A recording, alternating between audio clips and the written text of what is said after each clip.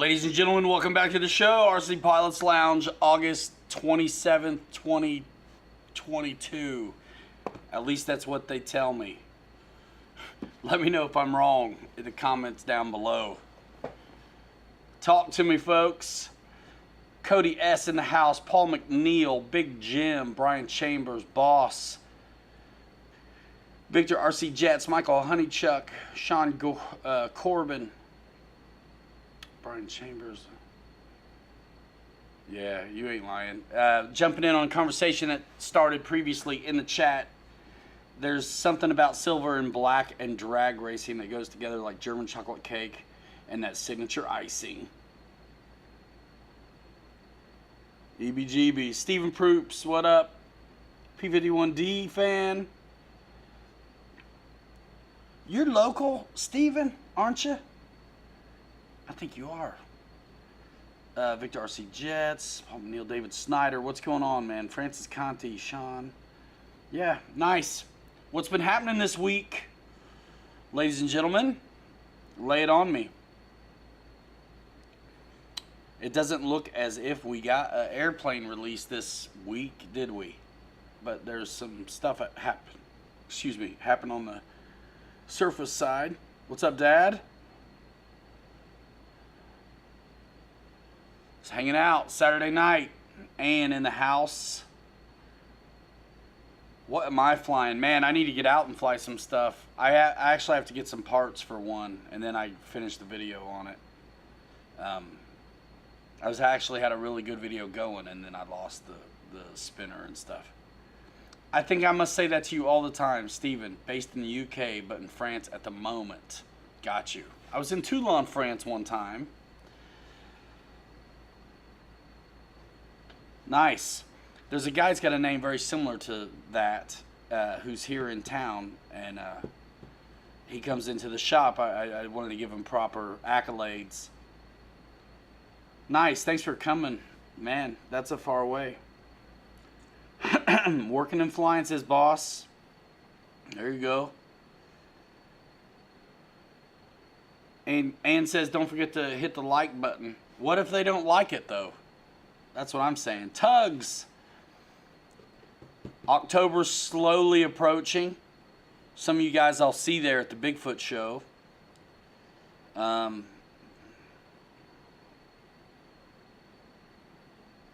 Sean Corbin flying, been chucking the 470L around and just picked up a 550. Is that a helicopter?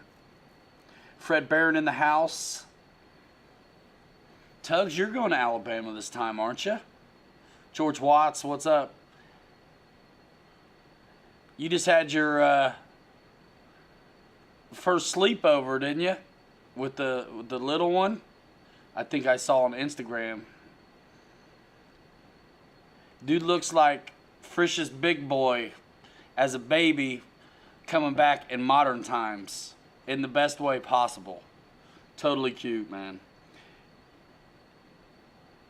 This Sinton happens to be the brushless one, Meat Servo. Good to see you here, man. Saw you in the chat on, what was it, Harley Designs last night.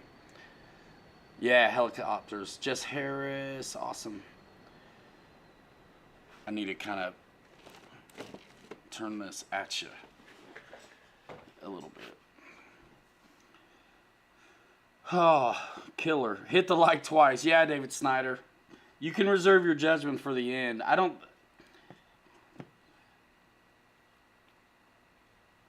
These streams aren't for... I mean, it's awesome. Do all the YouTube things, but that's not why I do the stream. Nice. I'll try to be quiet, George. Shop's doing good, man. Shop's doing good, Steven. Thanks for asking. Snow River RC, what's happening? Yeah, things are coming together, man. There's great people there at the shop, too, helping facilitate that. I'm over the moon about the crew. Cody S. says, Labor Day sales are going on. I took advantage of one.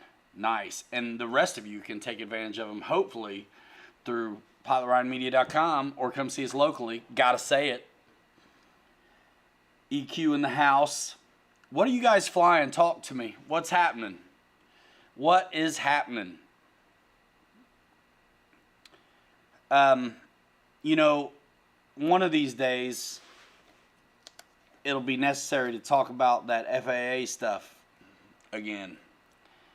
No one likes it. Sweet. Big Jim, that's a killer deal.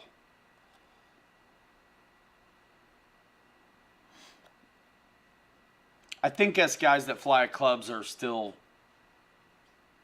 I don't think, from what I understand, and I could be easily wrong because it's a topic I don't really want to research because sometimes I just don't want to be mad about things. So I think as long as we're flying in FRIAs, we're pretty all right. Working on something else today, said EQ. Moved to Surface for a bit, Ryan, says Big Jim. Nice. Been having, I mean, guys, that's fun. Also, we've been putting the stuff that we get our hands on through the ringer. And you guys have seen some of that on Insta and stuff.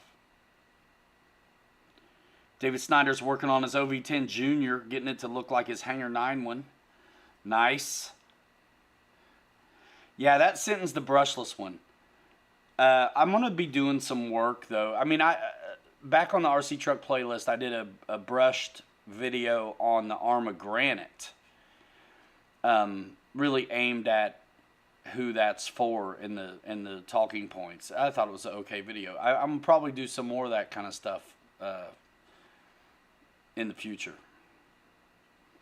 We'll see. Francis been flying his Imagination. Cody been flying his 120S in the backyard. It's not at the... I would say, Enrique, the question is the FAA rule affecting availability of planes in stock? I would say no. Or not yet. It just depends. I don't think they have the bandwidth to enforce any of this stuff. Francis, Ryan, mad? Oh no, we can't have that. Nobody's going to like it if he gets mad. Y'all have been spared of most of that, I think. Snow River RC. I do not know who's having a Labor Day sale, but I do know there are promotions going all the stinking time from some of our favorite places. I scored the Arma Mojave and RV2 on sale at PilotRyanMedia.com, says Fred Barron. You're the best. But we already knew that. Thank you so much, man.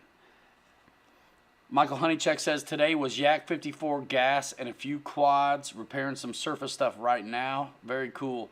Third day RC, EDFing it a lot lately. Awesome. Thanks for telling me, guys, what you're up to. I love it. Paul McNeil, probably not. The question is, are we going to bring any airplanes to sell at the Birmingham show? Probably not. We did bring product one time because the local hobby shop wasn't going to be supporting the club. He out of town. But as far as I know, he's going to be there. So we're not going to need to because we sell the same stuff. It's his local stomping ground where it's totally cool. Unless it's not totally cool, and then I'm going to bring it in force. But I'm sure it's pretty cool. I'm sure it's fine. So if we brought anything, it would be obviously the stuff that Model Box can't get, like X-Fly and Dancing Wing. So we'll see. I think I may be flying in. I'm going to probably fly y'all's stuff is what's going on. I'm going to fly Scott Settle's planes. That's what I'm going to do. Big Jim says, Ryan, you sold me on the Creighton 6S. Now I need a 1/10 crawler. Recommendations? Oh, man, you already have a ton of Horizon product. You already have the batteries to look at the axial stuff without having to change batteries and things like that. I think there's some wonderful ready-to-run crawlers being offered by Axial and Traxxas. And if you want to build a kit, you could look at Vanquish. Has some really awesome kits. I got one I've done, and I want to do another one. They have a straight axle version of that J45 Phoenix that I like so much, and I think I might want to do that as well. But I just totally don't have the time. But And we'll get back to airplanes. You know how it is, guys. We just like to roll with it. Big Jim, I'd love to talk to you about it anytime. And, you know, if budget's a thing, then that steers the conversation another way. The base camp is the new entry kind of price point. $389 gets you the base camp. It's an axial. It's a 10.3, but it's its own deal. It's got a new transmission. Sounds really good. No bells and whistles though, so it's $389. If you want lights and dig functions and stuff like that, you're looking at the $550 range. If you want my first 10 scale crawler was the axial 10.2 deadbolt, which they just re-released. So it's now, instead of the Dean's connector, it's got the IC3 connector and is offered in like a blue and a beige. I got like a pea green one back in the day. And who knows, that one might still be on the site too, but that one's like, the OG is $319 and the new one is probably somewhere around that $389, $359 range. I really dig the deadbolt's really good. I still have my very first crawler, and I probably want to leave that one alone, but I kind of want to get another one. I don't know, maybe I'll make that one, like, deck it out, like metal links, add some brass, change the tires, upgrade the power system and things like that. Crawling is so much more fun than you think it's going to be. We had like 5 or 6 guys out in the woods last night running crawlers behind the shop, dude. It was awesome. Brian Chambers, you don't even know. And stick around because our demo model comes on like Monday. So super pumped about that new Traxxas 1979 K10 Cheyenne style. These are brand new. They were announced this week, guys. Some guys that don't even like crawling are going to like this truck. So it's a little bit longer chassis than usual, but that's to accommodate the larger 2.2 style size tires that are on it. So Traxxas offers a lift kit and like an extendo kit. This truck comes with that already on it, and it's still around the $549 price point, so they didn't jack it up at all. It's you getting more truck for really the same money as their other Traxxas offerings.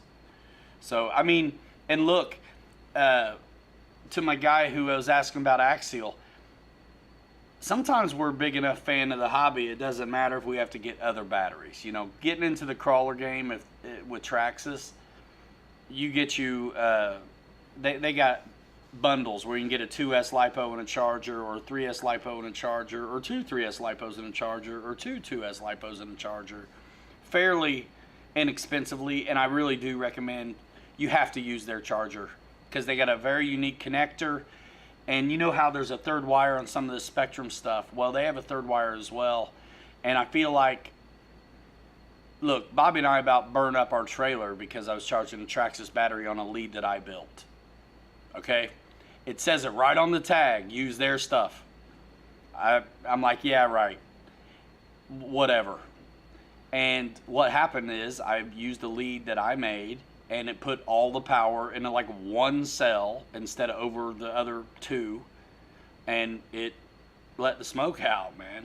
So anyway, if you're gonna go Traxxas, be willing to get the battery and charger, or cut your connectors off and solder up IC3, because there are some really scale looking awesome crawlers. The TRX4 is a very solid platform, and I would say it's a little more, it's kind of tougher built. It's a little heavier. There's a little bit more to it. The base camp's really finesse. It's as stripped down as you can get. If you want a tough one, and the thing about the Traxxas too, if you're gonna go in that $550 price point, you get, it's already programmed on this radio. You don't have to do anything. You have a second gear that actually speeds it up a lot, which makes it almost a basher. You don't want to go nuts though. You ain't backflipping one of these. I mean, you might, but you'll break stuff very quick. And then you've got locking and unlocking diffs all right there on the switch. You don't have to do anything. So I run them both. I have a ton of axial and Traxxas crawlers, and now a Vanquish. I want another Vanquish, and I do have some RC four-wheel drives. I have one, but we're getting ready to get. I bought one of the packages to like bring it into the store like in force. So all the winches and lights and wheel packages, we already all run. A lot of us run their tires already, rims and rubber. So yeah, RC four-wheel drive too. And then there's some real premium stuff if you want to go nutso. And I don't even know, BROX or BROX. They're kits, and they're really, really nice. Honeychuck, yeah. Guys that comp crawl but don't want to spend crazy money seem to always start with the Ecto. And now you can get it in yellow or like green. It is a good one. Team Associated makes that one. It is nice. What's up, Lyndon? Newts in the house. If they release that Ecto, see, I love yellow, but not that yellow. And so if they release that Ecto in green first, I'd have had one already. I'd have had one. Tugs. There's some good ones.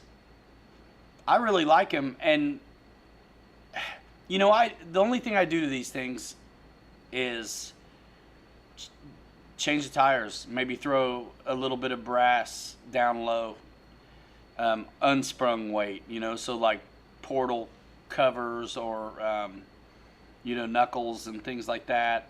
I just go for the diff. It's super easy to do. You don't take anything apart. Unbolt the diff, bolt on, brass chunk. This is hot racing stuff is what I'm using. I get it at Horizon. What? To me, a big rig with a Swywin 80 and smoke. Yeah, been working on one, making braces now for the turbine. What? Newts, are you documenting that job? 56 Corvette, Jim in the house.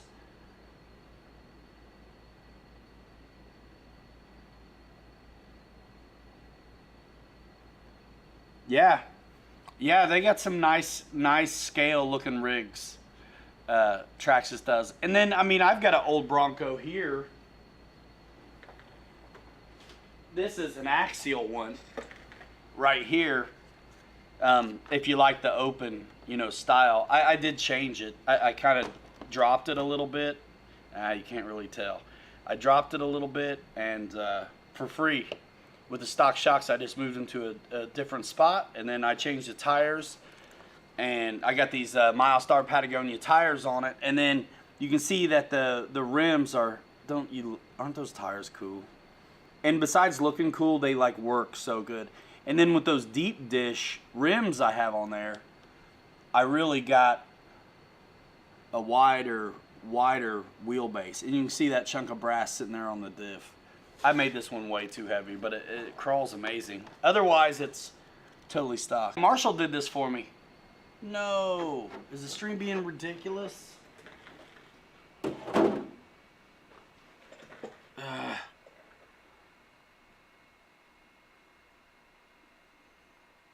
Am I back?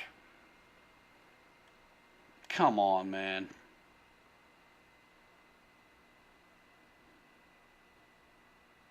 Fred, can you guys hear me? I want to know.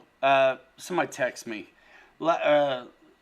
Just Fred says to Tug that he just got the 1/10 Arma 3S Senton and the big Mojave 6S, both on sale. Am I back? I see emojis. All good not. What in the heck is that? All good not, King Rat. That doesn't tell me anything. Air Marshal, what up? Okay, thank you. Goodness sakes. Keith telling it like it is. Hey, Lyndon, need a better cameraman, but nice maiden on your Draco. Awesome. Earl Moorhead in the house. What up? What's up, John and Ed's RC Planes? Thank you. Got it, Nudes. Thank you, man. Big Jim, you know it's true. It does look like yours, doesn't it? Thank you, Paul Ballard. Yeah, I just got it in the mail today. Proline body. Marshall painted it. We discussed it. Same wheelbase as the Bronco, you know, the 10.3. So this is going to go perfect on like a base camp or any of the 10 scale stuff I've been doing. Lyndon, next flight show event. Well, Bobby and I are going to be showing off some planes in Las Vegas pretty soon, but I don't know how much public I can go with it. I think there's going to be some secret squirrel stuff happening there, to quote Marshall. Otherwise, the next event you can see us at is going to be the Bigfoot event in Alabama, which is a phenomenal show. And somebody can post dates up.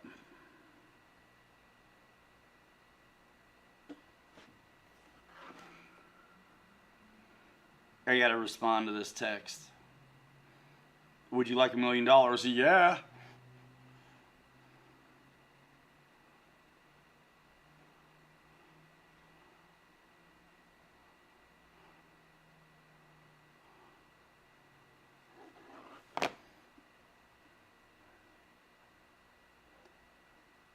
Anybody into the fire team, the savings are really crazy on it right now. It was $750, then it was $669, and then there was like $150 off for a minute there. David Snyder, you're going, aren't you? October 21st to 23rd. That's what I was hearing. I think I got $1 million in RC, man. You want to see what that looks like?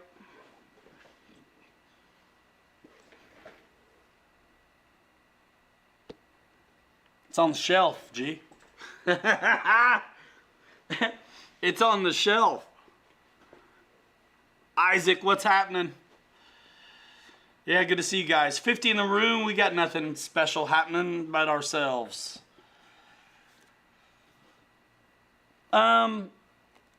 If there are new releases in Vegas, it's not from us, but I think we're going to see them. So the show we're doing in Vegas it's been going on for a long time. It'll be my and Jing and Bobby's first time, but it's like a hobby retailers association where manufacturers meet up, and this is, from what I understand, heavily RC geared, right? So not card games and stuff.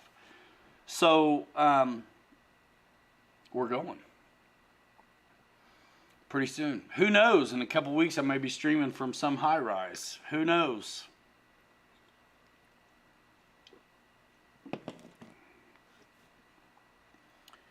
You guys are throwing numbers around, making me dyslexic up in here.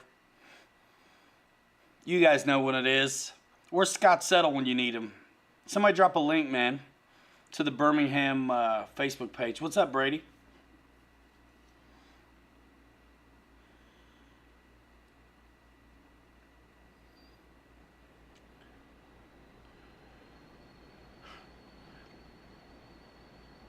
Meat servo, toughest steering servo.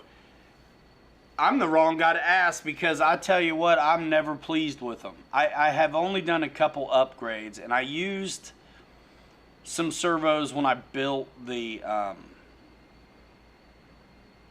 Phoenix from ProTech, and they're fine, they're okay, but they're nothing like crazy. Honestly, I want to use the Reef servos. At this point, I know I want, for my crawlers, I want servos that run on like direct power or something. Because generally, I'm not completely thrilled, and I would have already worked with Reefs, except I'm like you guys, I don't know which one. I want someone to show me the bloody servo and tell me it fits in this stinking truck, and this truck, and this truck, and this truck.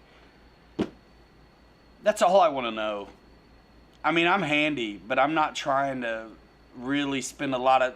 I'd rather be painting a body or building one or changing tires or something than I would be trying to make something fit. If I, especially when you know somebody out there already knows what drops right in. So I wish I had a better answer for you. I generally run the stock servos and am underwhelmed by them, and that's on bashers too a lot of the time. But I'm stupid picky about that too. I don't think if you were new you wouldn't notice. Hangar 17 RC. Do I want to go down the remote ID conversation path? I don't know if everybody wants to get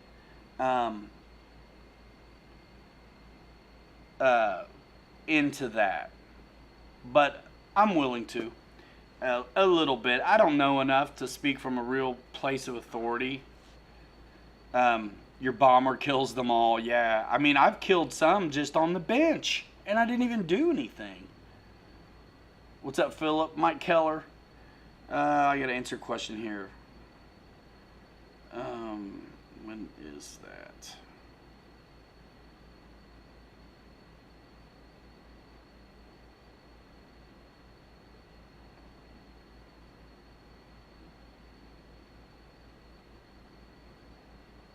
The responsibilities of running things. You got people asking you questions that.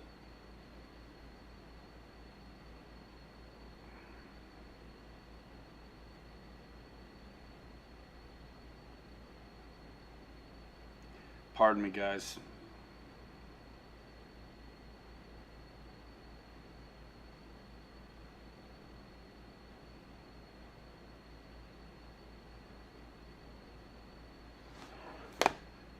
Okay.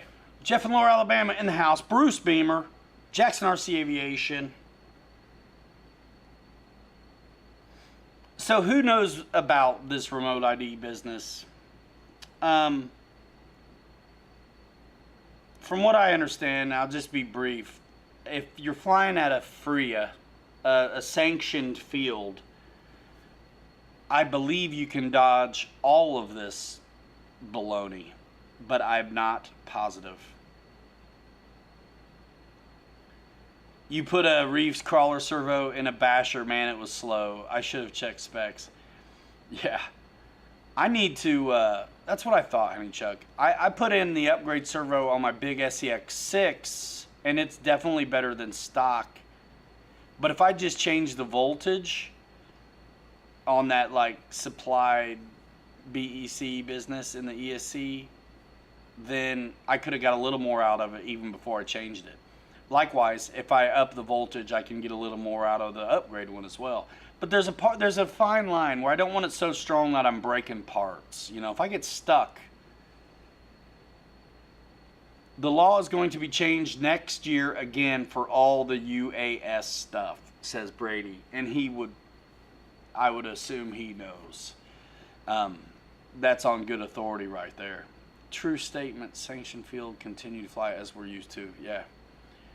What's actually really awesome about the RC Fun Park is that field in front is sanctioned. Crazy enough as that is.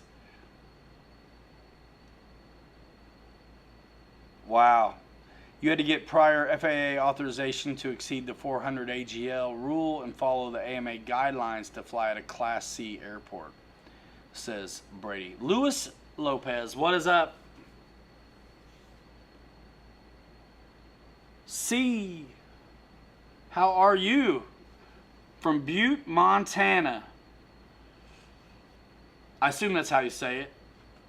Man, it's gorgeous out there, isn't it? Ha! Earl says he saw a Reef Servo pick up a 35-pound propane tank. What you gonna do with that? You're gonna break your stuff if you get wedged in and try to turn.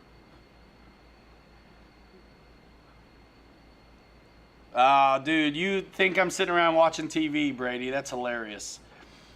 Brady says, yeah, I flew a demo at the South Bend International Airport today. You might have seen it on ABC 57. I'd love to see it, but no, I totally did not. I don't watch TV unless the kids are. That's all I see is kid TV. Little kid stuff on like Netflix, cartoons and movies and everything. And then there's a couple series that I've done with, watched with my wife. But I mean, shoot, you'll run a season, it's 8 weeks or something, and it's like 3 years before they make another one. So yeah, I really don't watch TV. But yeah, man, how old do you think I am, dude? Sitting around playing Sudoku, watching TV, dude. I'm still at the work. Come on, man. I'm just messing with you. Nice, Philip. Bad luck this week. New Timber X arrived with a broken aileron servo arm, but my local store is taking care of it, sending another whole wing to replace it. Very good. That's as they should.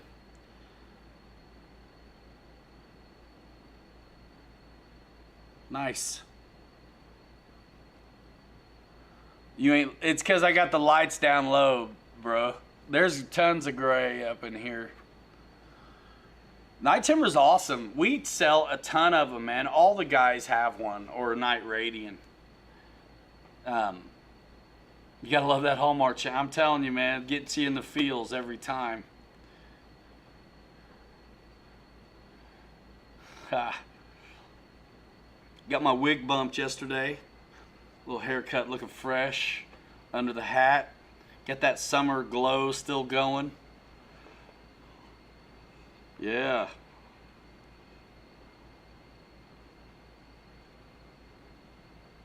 Thinking Bobby might make it. I don't know how long I'll be on, but I think he may make it down. Next week. He gone. The Night Timber's fun, man. It's really aerobatic though. So I mean, for my friends and everybody we talk to, we're hanging out. So night flying comes up. So the Radiant is great for somebody who doesn't have a ton of experience. The Timber is it's got huge control surfaces, and it's a shorter wing, and it's very aerobatic. I kind of wish the Evolution was lit up at night, like super, super good. What's up, Brad? What's zapping? What's zapping? Not much, dude. Sappening.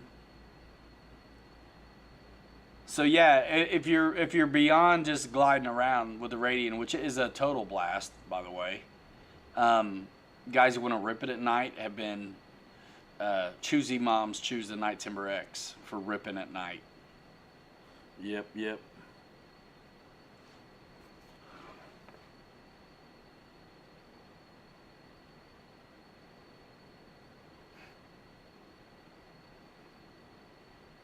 Is that why that X was up today?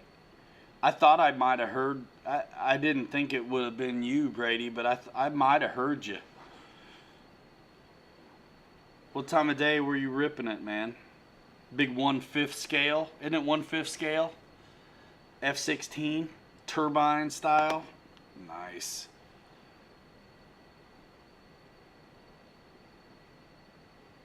Ugh. Philip, that's rough. All right, Noon. See you later, man. Fly Guy says hello. Is it me you're looking for? 11:15. Wheels up.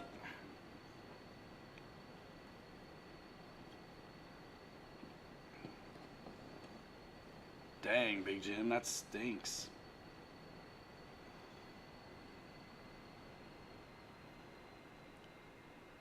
Something's up with those scorpions.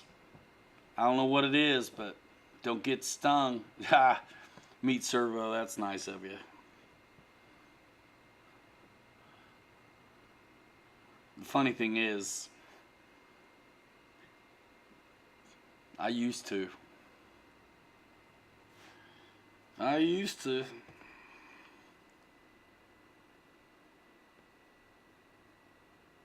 Oh man, that's too bad.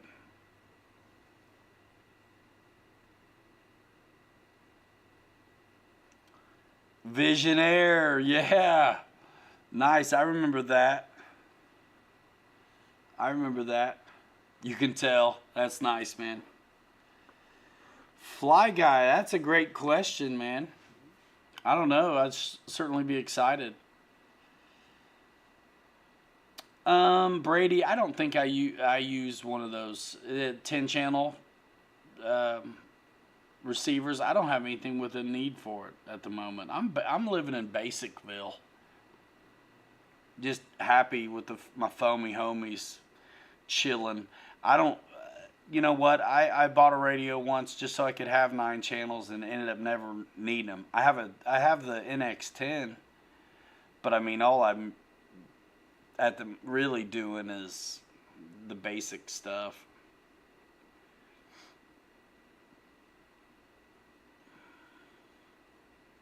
Nice.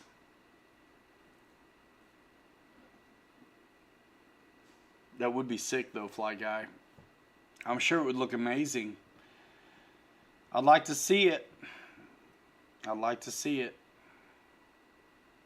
I'm excited about what they got going though, man.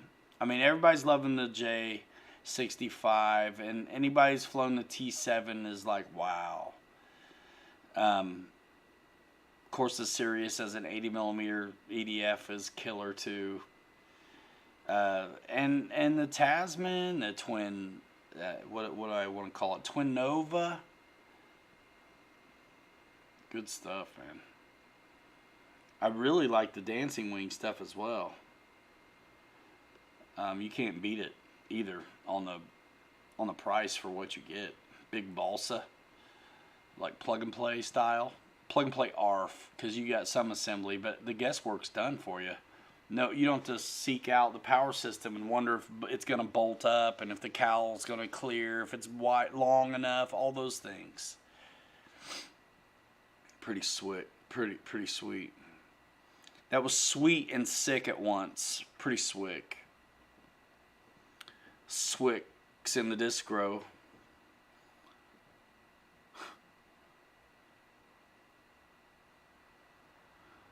Eddie K says, be sure to catch the Artemis launch on Monday, hopefully. Paul tells Earl he's building a drag race motorcycle. Dang.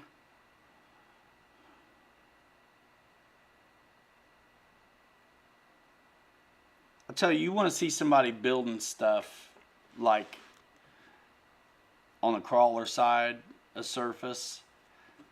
These guys fabricate stuff all the time. They'll braze it, they'll 3D print it, they'll make it out of styrene. I watch Harley Designs and Scale Builders Guild. Very easy for me to watch them. They put out videos on a consistent basis. One of them's like a news show, like the Scale News Update from Harley Designs. Brilliant. And I know how YouTube works, and he's doing a killer job. Those guys both are.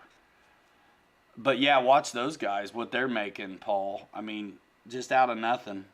You know that big Traxxas hauler, that like flatbed deal, the roll out? He built a whole trailer basically for it. Well, you know, working garage door, roll door on the back. Like, come on. Big Jim wants to know if anybody has a cheat sheet for motor ESC battery matchups. Never had a problem with birds, but surface is harder for me to figure. Yeah, and then it's like size of the pinion, what's your spur? Like, I don't understand that stuff at all either. Artemis is huge, bigger than Apollo or Saturn rockets. I've walked underneath one of those Saturn rockets in Huntsville. I can't imagine anything being bigger than that, and I couldn't imagine that thing got off the ground either without like slowing the spin of the earth. Like Superman when he goes backwards, you know, in time. Just go around the other way, like spin it back, save Lois. I mean, I feel like a rocket like that's going to change. I mean, it's like so big. Like, what kind of crazy power?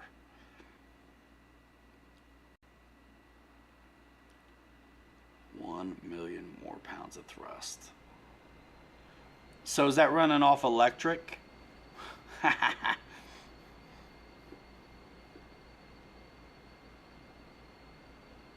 That's a good one, though. A cheat sheet for motor ESC battery matchups. Certainly someone does that. It depends what... Are you looking at crawlers or bashers? If you're looking at crawlers, I would think that Holmes Hobbies, because he makes motors and speed controls, this guy's super smart. I think he would have that info in that regard. But it also has to depend on the gearing as well. And then I would think also the size of the tires would have something to do with it. I don't know. That's why on that stuff I pretty much, you know, when I put the Spectrum, I did a bundle. I did the Spectrum motor and ESC when I did my Creighton EXB roller. That's a basher, and I did the same thing when I built the Phoenix.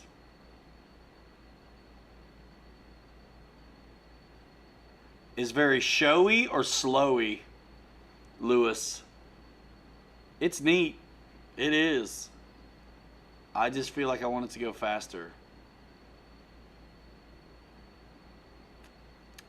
Would I want to make another T28 Carbon Z video? Yeah, I would. I think it still would hold up in 2022. Its size alone puts it in its own unique spot, and it flies so well. And it's one of those things that at first you're like almost afraid of, and then you fly it and you're like, oh, why was I worried at all? This is that you fly one of those things, and then you're like, bigger does fly better. They weren't just saying that. I think it would hold up. I think we all have some changes we'd like to see implemented if they brought it back or whatever. I know people talk about it coming back, but it comes back and then it's gone, and it comes back just like it was a lot usually. I'd love to see the landing gear like have suspension. 3-blade prop would be nice, but that thing's amazing as it is. And I would totally make another one of those videos if they got to send me one though. Hey, Ryan Day, 8S, that Corsair. That's what, I'm about ready to just put a 2-blader that'll get it done on that thing. So if I put the power into that plane that I think it needs, I don't think that 4-bladed prop will hold up. Miller RC, the BAE P1214 looks sweet too. I don't know what that is.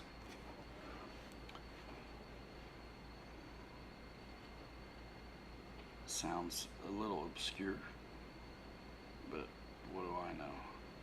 Let's see, BAE.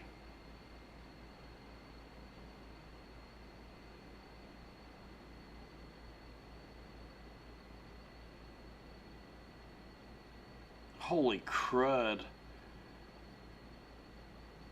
Looks like a Sea Vixen.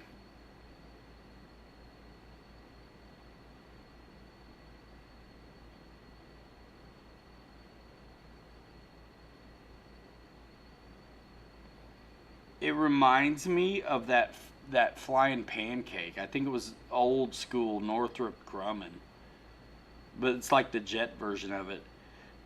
I wonder how it flies. It looks crazy as sin to me. Let me see if I can't let y'all kind of see.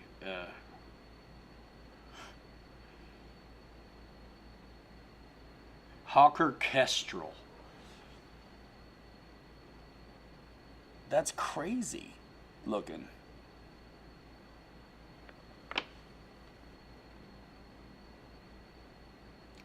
With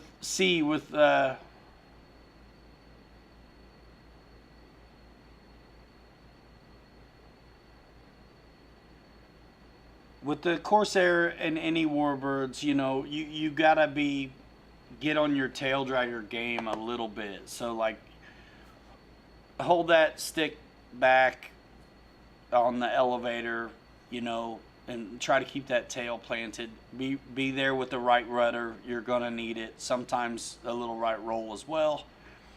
Full scale, like Hurricanes and Spitfires, they would trim in 6 degrees of right aileron and right rudder to compensate for all of those forces that want to send it left. And they may have even trimmed in some elevator too, just to get it off. But I can't remember on the elevator. You like those, Miller? You obviously like that. With the best looking wings in the world. I don't agree, but that's okay. It's just not for me. There's the Bugattis and some of that stuff doesn't do it for me. Some X-Planes really will do it, but man, that thing just looks wrong to me. Yeah, I'd like to see how it flies. I mean, the way it flies could make up for how ugly I think it is. Don't look. It's cool, man. That's a neat one. Thanks for bringing that up to our attention.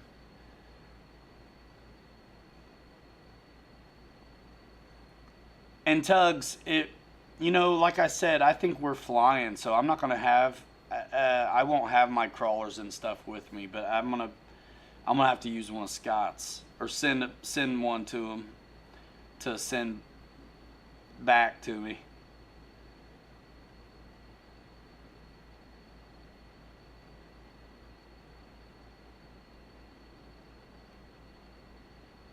Huh. Wild Bill, what's up, man? I just saw you.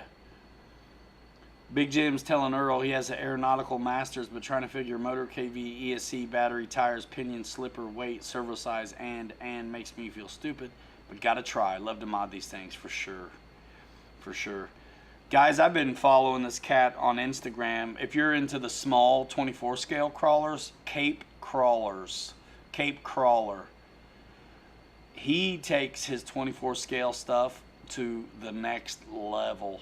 He's got a YouTube channel as well, and an Instagram that seems to be doing really good also. Cape Crawler. If you want to see somebody take one of those little 24 scale to the just crazy level. And for performance too. I mean, I doubt you can roll one of his over.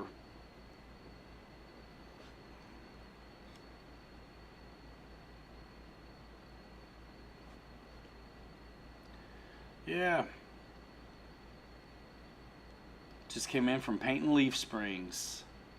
Wild Bill, did you see the new Traxxas release, man? The K10 1979 Cheyenne. Traxxas announced last week. Oh, truck, not like a Bronco, with not a box back. I should have it Monday.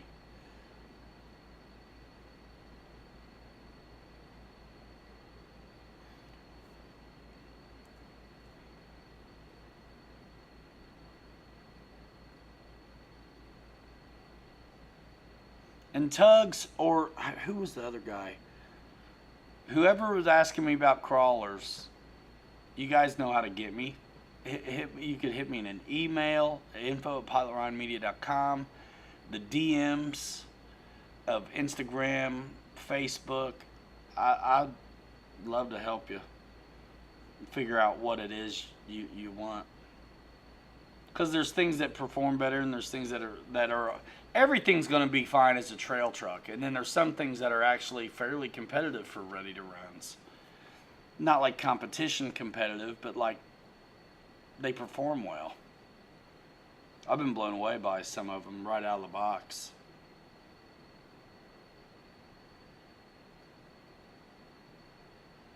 You got the Bronco body on an Enduro chassis.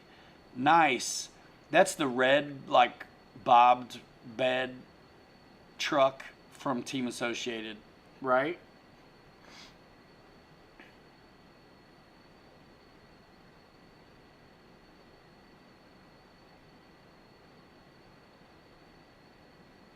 Paul put a 100 amp ESC in his Carbon Z T28.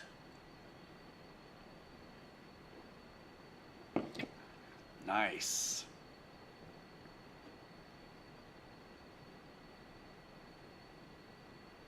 kit version.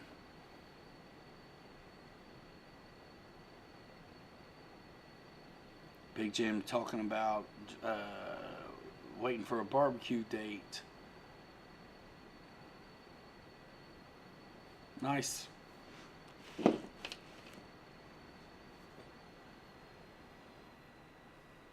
Very good stuff, y'all. Tugs, talk to me anytime, man. I mean, maybe we sort it here. Everybody's got good advice.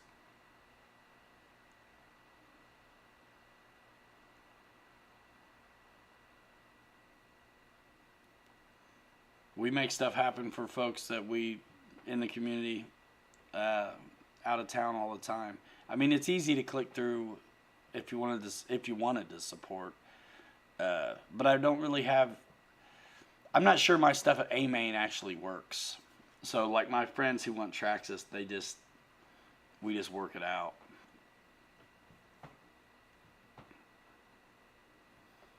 Have you driven somebody's Tugs? I'm proud of some of my crawler videos, man. And it's kind of, some of it's just chill. I'm only going to talk to you for a minute at the beginning, and then the rest of it is like, you get to see this thing run. And there's a ton of small clips on Insta stuff and everything. Big Jim's like in the base camp. So when they first came out, I cracked one open because I can, and why wouldn't you? And I love this hobby, man. Whether it's air or on the ground, I just have had so much fun with new products for so long. Why would I stop now? So we cracked open the base camp, ran it, got some media on it. I haven't done a full video, but got some clips and stuff. And then that very base camp, that same one, I got the green one, but there's 3 colors, and we have them all at the shop, by the way, also. But if you don't live close to me, use the links. Just pilotridermedia.com, click Horizon, you know the deal. Anyway, so I drove it, got some footage, sent it with TJ Grace, my man that works at the shop, helping do so much over there, making it look really nice at the store, and helping clean up the crawler area out back. It's just a lot of good things. And so he went and took his Gladiator that I gave him for helping so much at the store, and then the base camp that is it's the shop base camp, and it's got a ton of miles on it. So I drove it, he drove it. It comes back to the shop. It lives as a demo. We had that weekend the other day, and we had kids driving that base camp all weekend long. Whenever we were crawling last night, Dylan brought a friend, didn't have anything to drive. I'm like, I got you. Went inside, grabbed the base camp. This thing has got a ton of driving on it, and it keeps up with, people have fancy stuff with them, and this thing doesn't. I mean, it doesn't have. You can add those things. It doesn't have. Yeah, boss. That's. I didn't. If you asked me, I wouldn't think I'd like the green one, but looking at them, I like the green one. But yeah, everybody, young and old, has got a chance to drive this base camp. It lives at the shop, and it's holding up tremendously, and everybody likes it. So, whatever. Philip just finished the engine break-in on a new .28 on an Inferno GT. One of your neighbors didn't like it much, but he got told where to go pretty quick. Yeah. If you want problems, turn on your TV and watch the news, but leave me out of it. I do think the Cirrus is good, Lewis, and I've enjoyed flying it. I owe y'all a video still, but I got to get a new prop. Roy in the house. What up, man? Yeah. So, it depends on if you want. It's just like airplanes and jets. Some of the sport jets fly better than any of the military jets that we know and love, right? But It is. That's what that is. You know, the base camp's kind of, I call it a toy coma. It kind of looks like it wants to be a Tacoma to me. The body. This has nothing to do with the chassis, you know, and performance, but it's definitely not as scale as some other stuff. But that's also what's nice about it, is you're not going to worry about it. Like if you when I get one of my real nice Traxxas ones out, it's got like trim and stuff. Then I'm worried about it a little bit. Like if I flip over the base camp, I'm not worried about hurting anything. Big Jim, let me look real quick. 313 seems to be fairly typical, doesn't it? I'm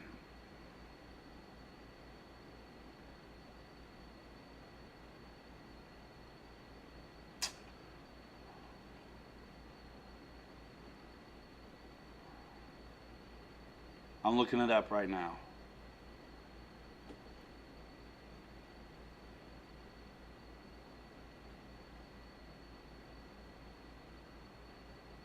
Reckon Roy gonna fly tomorrow?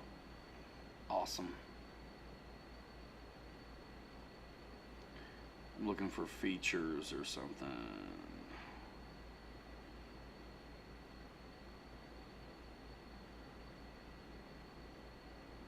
Specs. How about specs? Come on, man. Dang it, dog. You ain't gonna give me wheelbase.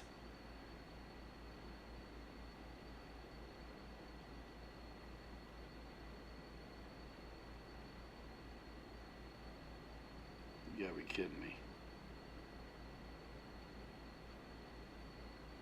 Okay, I got it. 312 millimeters is what it says. 12.3 inches. 312 millimeters.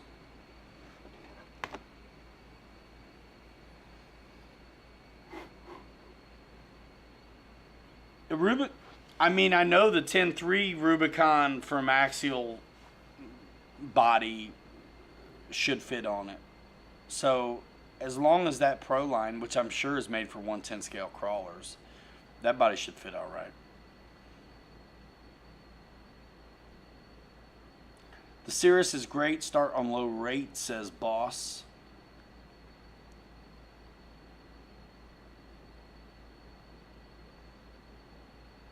Close enough. Yeah, you're right on it, man. You're right on it. Seems pretty typical, you know, and I don't know if it makes a difference, but what's the early Bronco wheelbase? Let me see.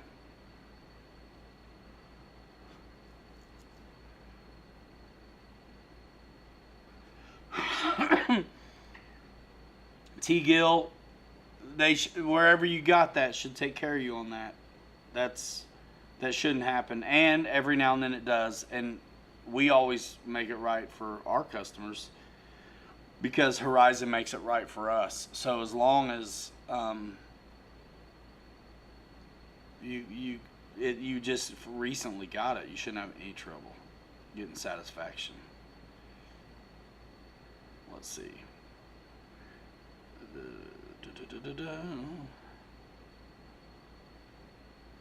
There we go.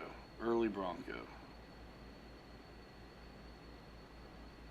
I'm just curious now what the wheelbase is. Be right back. Give me one.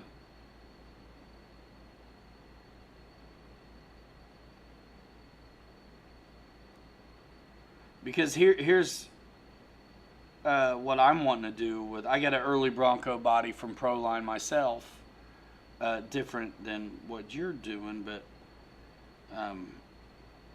doesn't, it should still be all 110 scale style. Let's see. Come on, what's the wheelbase?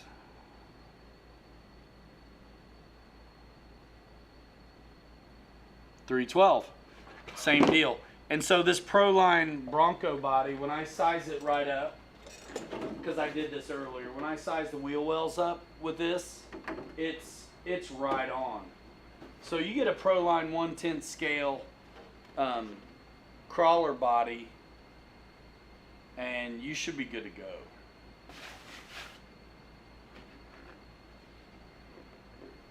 I gotta cut this one and everything still. And like I said, I think I'm gonna put it on the base camp. And it's the same wheelbase. So I know that 1/10 scale Proline body is gonna work on a 312, 313 wheelbase. Paul McNeil, why don't you look at the FMS 112 scale Jeep? Willie's Jeep, Paul. I did a video on one. Actually, I did a video on their big one too, the 1/6 scale jobber.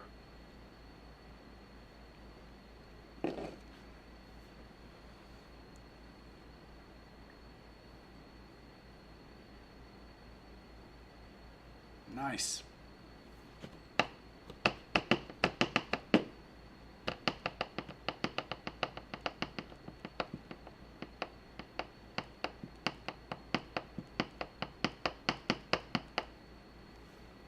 Get it. All right, what else? We're rolling on 45 minutes.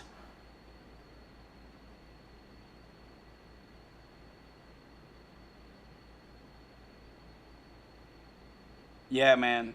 That's what's neat about the 2021, 22, 23 Broncos right now, is they went totally retro. That's why I like them.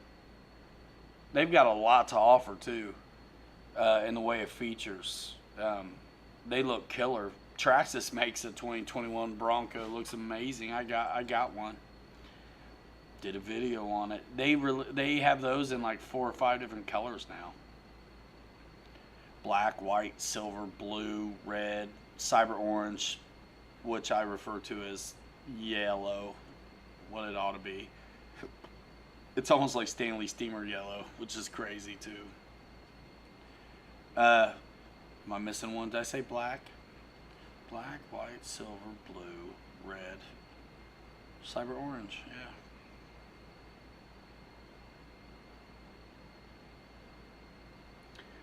You guys who are liking the Surface Talk, man, check it out. Fred Barron's got a channel too now called Beadlock RC. He's doing some Surface stuff on.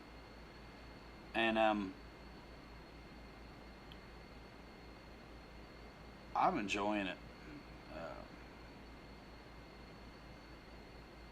And one of these days, you know, I've told you some of the channels I watch, and a lot of you guys, some of you I see show up in some of these other channels too that do streams, but right now it's all in one spot for me because it's real. That's why too. It just organically happens this way for me.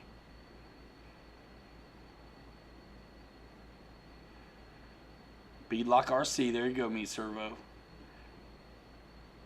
I hope you guys are, look, I know some of you guys can't stand it, but it comes with me at this point. You know, it's my baggage. So, who's pumped up to see something on that, the new Traxxas truck? I'm kind of excited to drive something with 2.2s on it, actually. Yeah. And I have to take advantage of it because they're doing pre-orders right now. So are we at the store. You can't get it till September 2nd, which is not far away. And if you want one, you might want to reserve it. But I get one on Monday. So I should make a video, I feel like. Who would watch it? Answer with emojis. Slapnuts, I know it's the truth about you. And I appreciate you coming around anyway. We talk about all of it here.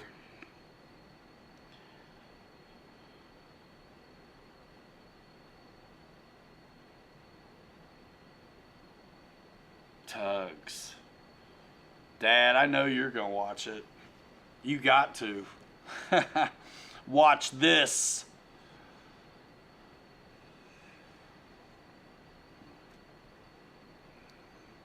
So who notices? Look at all those emojis.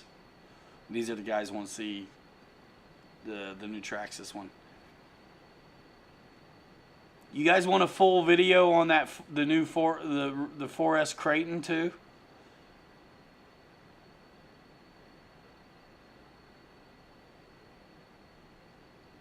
Did you guys like the you guys also like the low C mud truck video? That was killer.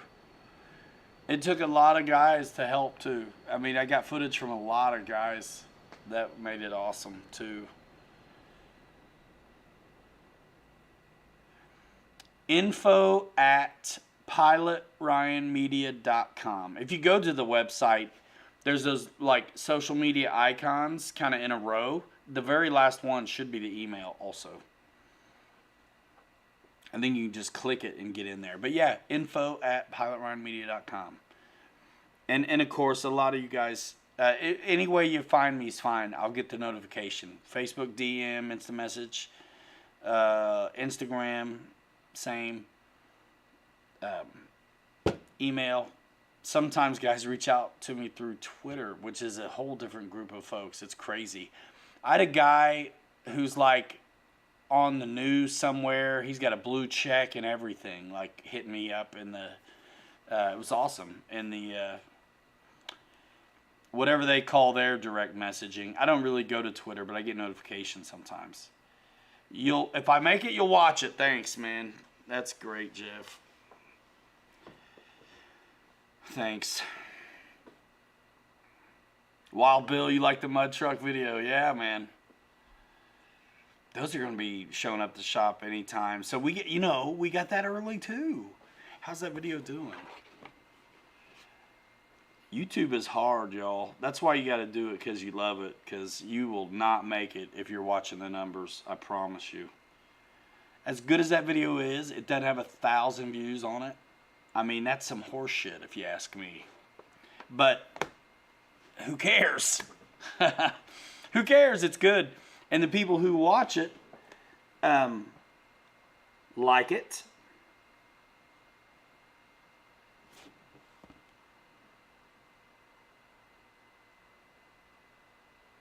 Yeah.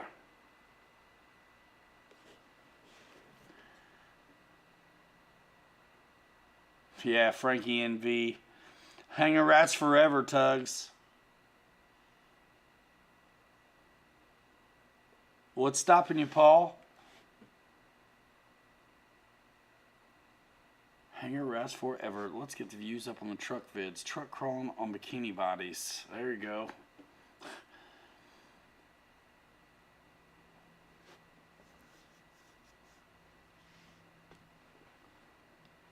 I got little kids watch my stuff. Some.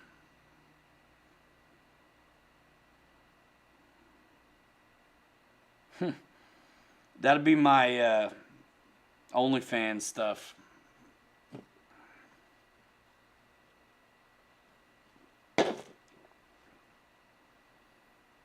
Frankie NV, anything is possible. There are trucks with like tracks on them, like all kinds of stuff.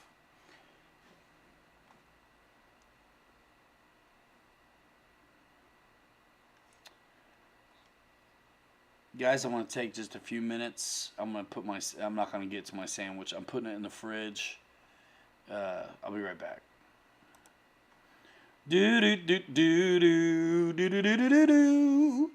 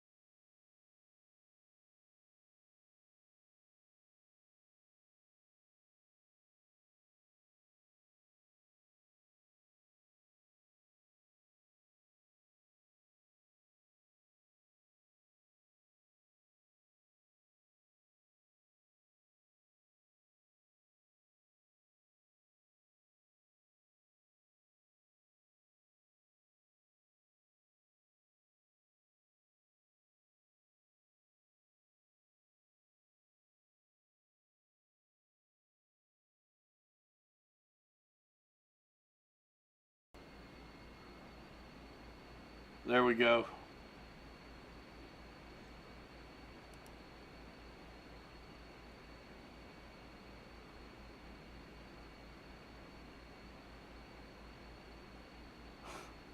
Hot glue and paper tape addiction.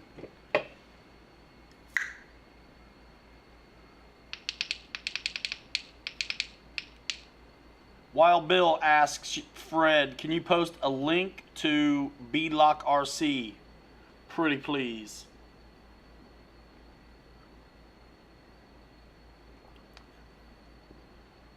Oh my gosh, Isaac. The Commander is a ripper. 4S, that thing is awesome. Check out, there's some pretty fun clips of it on my Insta. Dude, I think it was this week, last week.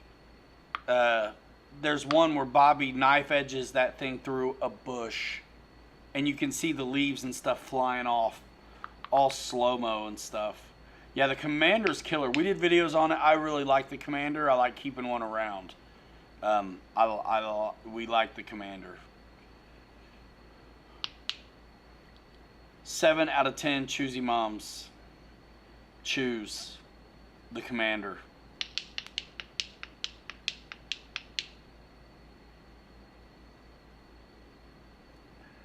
Bushwhacker from scratch. Watch your mouth. Here's Johnny Keith. Christy, you got it.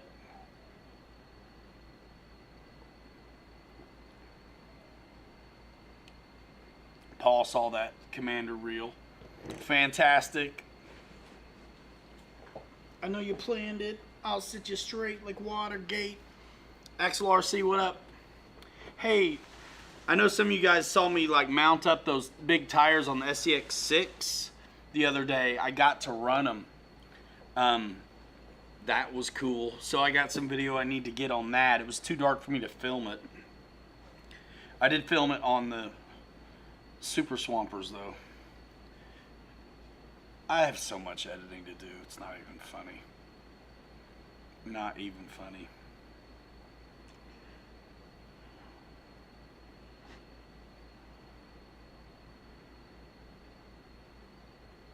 It is a fun playing, Paul. You ain't lying. You ain't lying. Dylan and Bobby both were ripping the Commander at the RC Fun Park the weekend we had.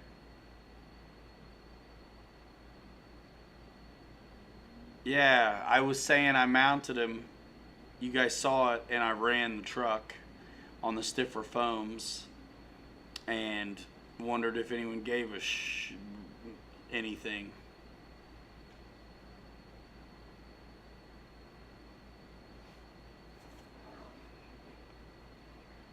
Let me reach out to somebody.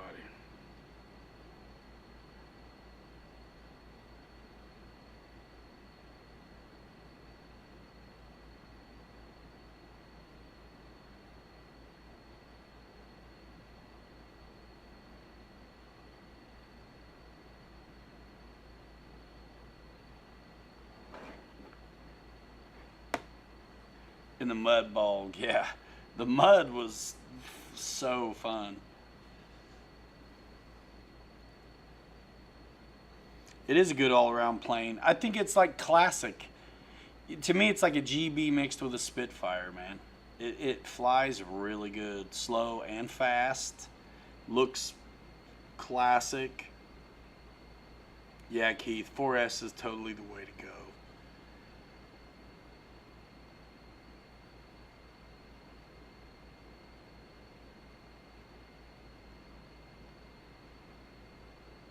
Jeff says, Keith, the Corsair is a fun flyer. Did the maiden Friday. Nice.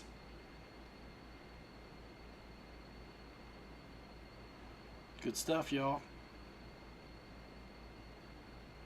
Good stuff. If I really get to clacking on surface, I'll try to do a night or maybe a... It's hard because it's all part of me. It's hard to think of doing another show that's just surface, but it may in the future become necessary. You're getting one? Nice. Click the link, bro.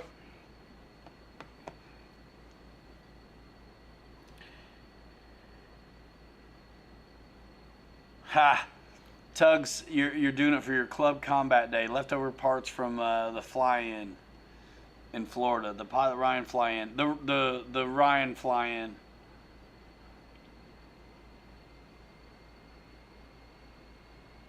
Nice, Paul. Paul's been flying at a really nice AMA field in I assume North Dakota. I'm going to pat myself on the back because I didn't use safe all last weekend. Awesome. Yeah, on an oval too, snow, like anybody can run. You don't have to be good. Like the tracks with the jumps, you really need to know how to throttle control and fly these things and whip them around. And there's a lot to it. Those guys make it look extremely easy.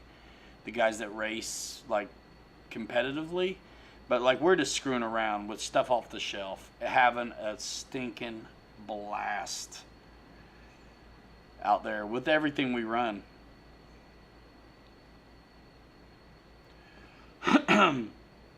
Getting dirt, dude. Still need someone to come out with a swept wing, a good swept wing, says Big Jim. We need a big sweep wing on a long jump competition surface vehicle. You guys remember Mask, the cars that flew and stuff? Oh goodness. Axel RC locked up the wheel on his Fox 3-meter glider.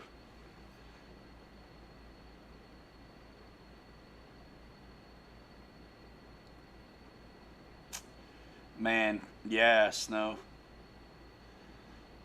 Dadu 64. Hello. Keith says his buddy tried to hop up the Commander, wasn't any faster than stock 4S. He thinks the airframe keeps it from being a speed freak, but still plenty fast. I could see that. Hit the drag fence, yeah. Brian Chambers, that's no doubt. Last night I fixed, we were playing last night, Friday after hours. I've been actually doing a small gathering. And one of our guys, he stripped a spur in his 3S Typhon and wanted to learn how to fix it. So I fixed it. If you've never done it, it could cost you a lot of time, but yeah, being in the shop. So he had a spur with him, and it was the right one, but he needed more than that. So the fact that we were right there in the shop and he could get what he needed and I could slap it on for him and send him on his way, man. And I've done it, and I've done it the wrong way too, where I'll fix it, put it back together, put the power pod, that gearbox pod back in, which is a little tough to get in and out, and then run it, and it doesn't sound right. The mesh is too tight or something. So I was like, once I got the parts in and stuff, I was like, dude, go get your battery and remote. Let's run this before I, button it up.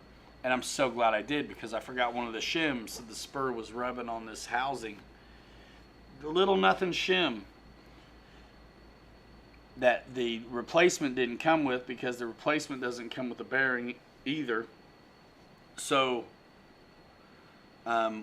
we discovered what we had missed. TLR Typhon, that's a nice rig, dude. 20-tooth pinion, and he don't stop, says Paul.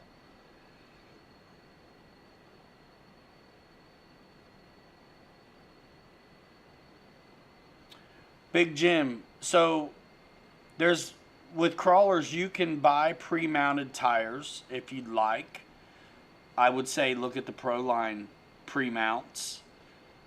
They offer a Super Swamper and a Hyrax that's already pre-glued, which is handy if you don't want to mess with metal bead locks, which are always going to cost you more money because they're metal and dope, and they're a little bit of work to do too. I always keep some soapy water around, kind of stuff to get them in the bead, but boy, it's worth it when you get it done. But yeah, so I would say the answer is no. So you're going to either get them pre-glued or you do bead locks and they require no glue at all. Yeah.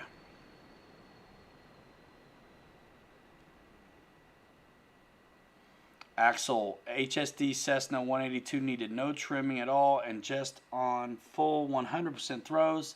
Like on our video, great flyer. Thanks, man. Yeah, it is a great flyer. It really is.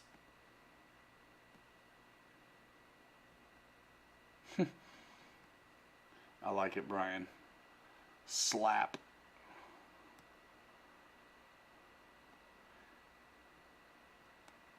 So yeah, before I was willing, I didn't know what bead locks were all about. My first upgraded tires were pre-mounted Proline Hyrax, and they're still on my Rubicon, which actually Spencer helped me get. I wanted it early and knew in the shop where he lives had them, and so he sent one out to me. So I did a little video on that thing too a long time ago. I feel like I'm better. I'm better now, but I've never been afraid to get in front of the camera, even premature as an authority, just to share my excitement in general.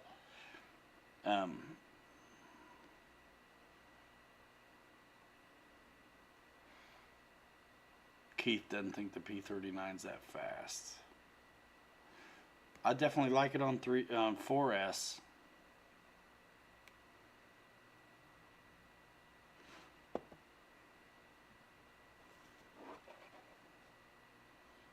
Tugs, you definitely don't need belted tires for the crawlers. Sometimes it's nice on the bashers, but you know, the crawlers kind of emulate being aired down. The tires are usually fairly, you know, squishy, so they kind of wrap around things, and you have increased contact patch where the tire meets whatever the obstacle is. So yeah, it's all about the foams that are inside the crawler tires.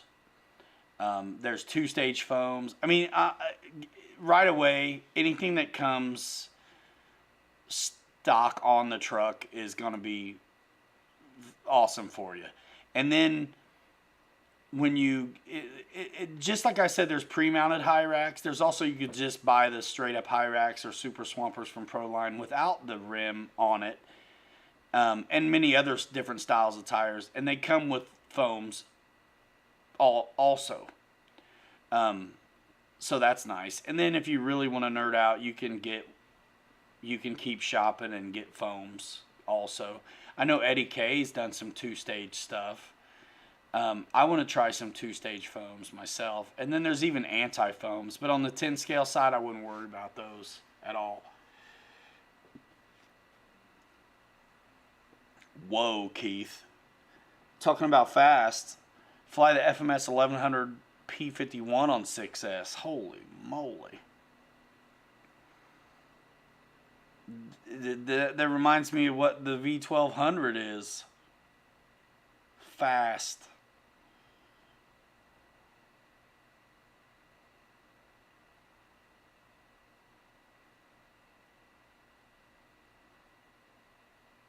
That's a great question, Tugs. On bashers, yeah. Some guys like them on bashers. The only time I really have trouble with my tires where I need to re-glue them on a basher is if I'm like belly up or something and I'm still running it. All the power goes to the two that are hanging off or something. You know, not loaded, and then you get so much wheel speed that they'll sometimes shred apart. I'm at the point where I'm easy on the throttle too. You can hear a tire when it starts to go, actually, on a basher, because things will start to sound out of balance, and it's like too much power. Like some of these things, like the 3S Senton, if you're at 100% throttle and you're the setting on the radio 100%, 75 or 50, if you're on 100% on a 3S pack and you stay full throttle, you're gonna shred them. If I run 3S on a Senton, I usually run at 75 or 50%, honestly. And if I run a 2S on it, I can run 100% and not be shredding my tires too. So these are just things you learn the more you do it. Because who wants to buy a bunch of tires all the time? But they are easy to get. And with bashers, you can get them pre-mounted as well, which is super nice. Tugs, you joined a local veteran run crawler club. Very cool. You've heard of Operation 11 Charlie? That's a veteran organization that's doing amazing things. So what you're talking about is just like that. And man, good for you. I'm happy for you because,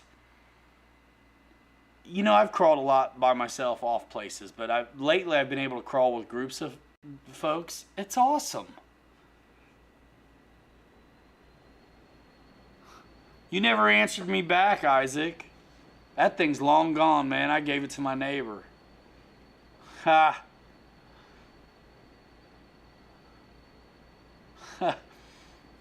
I remember that, though. What you talking?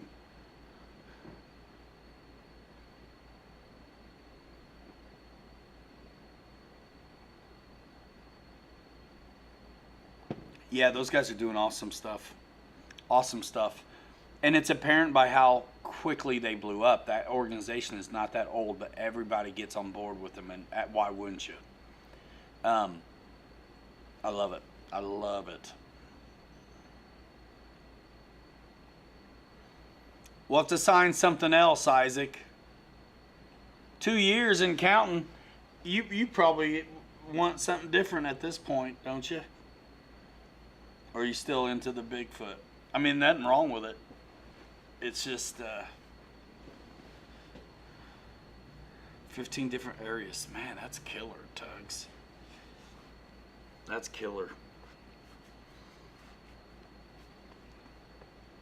Is there a hobby shop around you that supports any of that stuff, Tugs? You're in New York, right? Like upper. I feel like the mountains.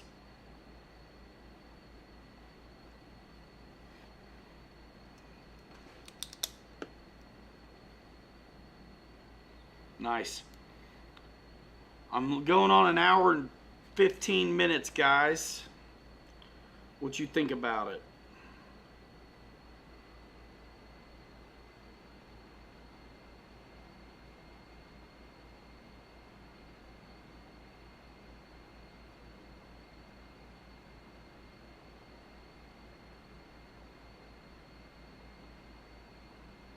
I'm trying to find out if Bobby's gonna make it.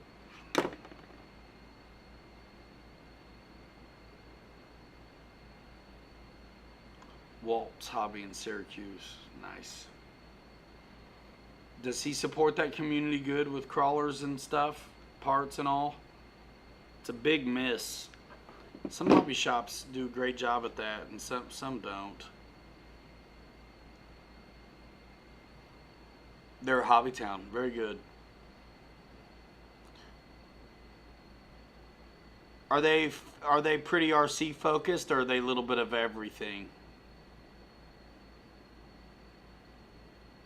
Dang, honey Chuck.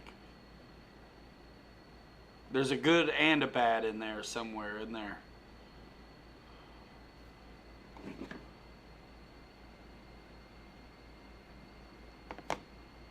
Mostly crawlers. Okay, awesome. Awesome. We have a ton now at the store we're running. There were only a few when we got there, and they were just mixed in with everything else. We have a whole wall that's all crawler stuff right now. Yeah.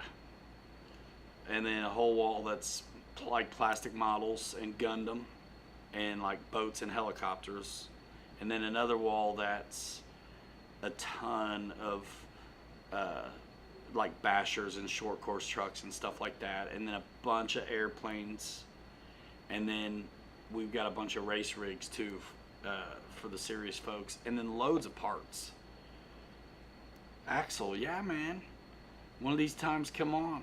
I'm there on Mondays at the store.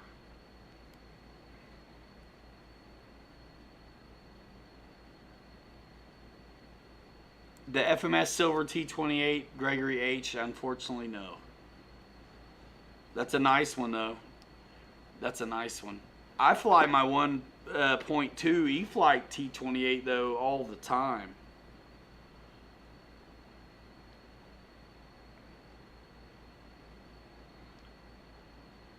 So I just got a friend request. And I'm wondering, like, are you in the show right now? Answer with emojis. I won't say your name.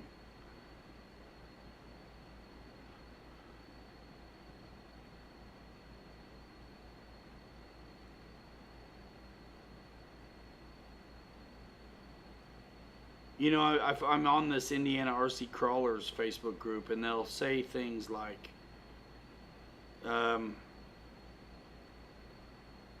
okay, here you go. Anybody interested in meeting at Cataract Falls tomorrow about 10 a.m.? I might be if I knew where it was. Anybody know? Paul says,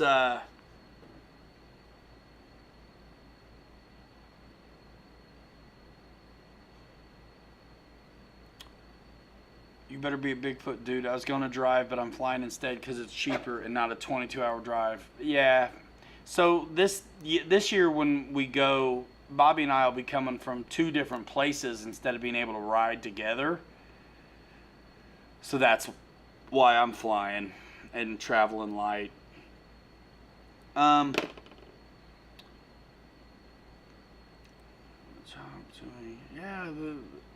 the job of being an entrepreneur is going fantastic. I wouldn't have it any other way. It's not easier. Everybody would do it. But it's awesome.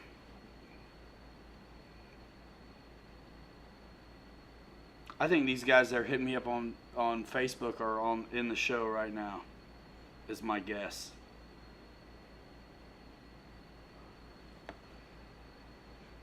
Mini Australian Shepherd, nice. Rightsa in the house. 14 hours for you and Rightsa. By the time y'all get there, there's only going to be one of you left. Ha.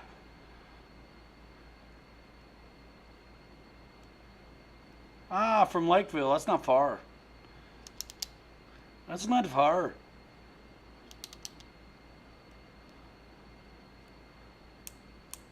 I like it, man.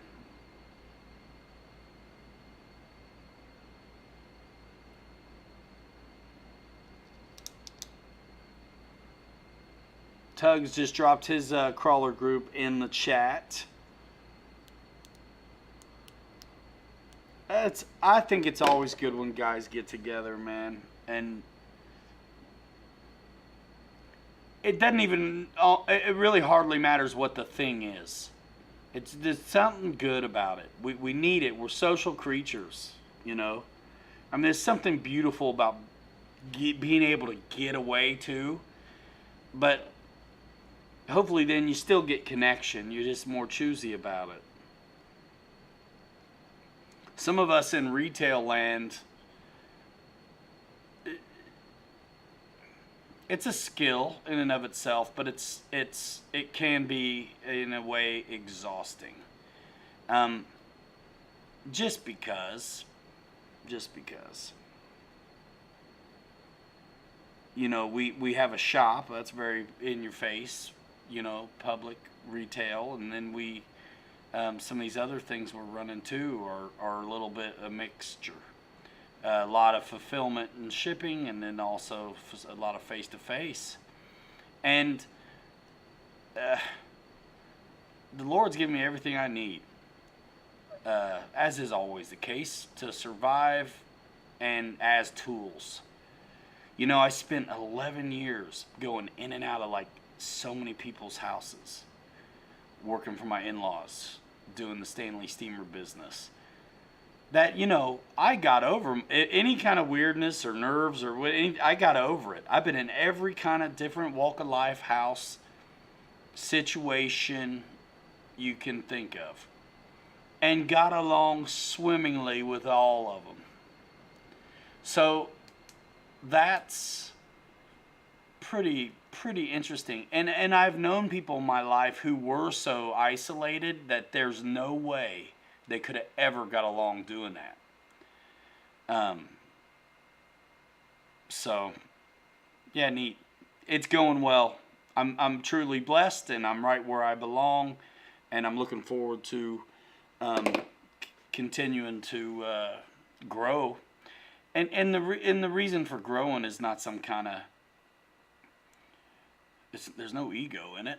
It's just you want your family to be good. So that's it. It's awesome. We're already better, even though it's tough going running new businesses, you know. But we're already better off just because, if only because Dad, me, is like able to be who I want to be. It's very cool. Gregory H. tells Fred he's doing great. Just brought my first F5J. That could be a jet. That could be a P-38. That could be an FJ-45 written differently. What are you talking about, Gregory H? If it's an FJ-45, man, you know me. I like my FJ-45s. I want another one. Did you guys see the new? Some of you guys saw, and some of you don't care. The new Vanquish release. They released the Phoenix again, but this time with the straight axle instead of the portal. Gives me. I was wanting to build another one anyway. Now I have an excuse. It'll be. I tell you, the Phoenix I have is like one of my best performing crawlers, and it would be. You lower the center of gravity a little bit when you go straight axle. Most people that like straight axle, they mention that as just like a side benefit, but mostly why they like straight axle is because it's scale. And they like the challenge of not having that clearance. I like it both ways. You know, this axial 10.3 turquoise thing back here, that actually comes with straight axles. A lot of ready-to-run crawlers come with portals at this point. Now, if you're looking at that deadbolt, it will not come with straight axles because it's an axial SCX 10.2. Mike Bird in the house. What's going on, man? I saw you in the stream at Harley's last night. Good to see you, bro. One of the crossover commandos. You can't have better hobby than flying RC planes. Oh yeah, says Pilot Robert. An axle.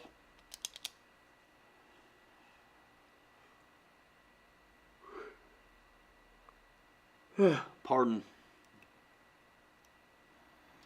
Yeah, man.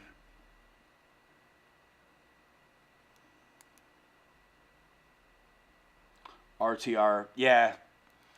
I get it. There was no way ever that I would have took on a kit when I was first at it. And you guys, you know, you've been with me, so you guys see the progression. You see it happen. My first crawler video was a deadbolt. I didn't know what I was doing at all, but I enjoyed that different kind of film making, and I was completely. You guys know the story. The only reason I got that axial SCX 10.2 deadbolt was because I knew FMS was sending me the big 1/6 scale Willys Jeep. They said it was a scaler, but they also said it was a crawler. I thought it looked too scale to be any good at crawling, but I didn't want to just say that without any basis. So I got the axial SCX 10.2, So I had context from which to speak when it came time to do the video on that Jeep, because I wanted to do a good job. And what happened is I really enjoyed it and was very surprised by it, and I'm still going strong.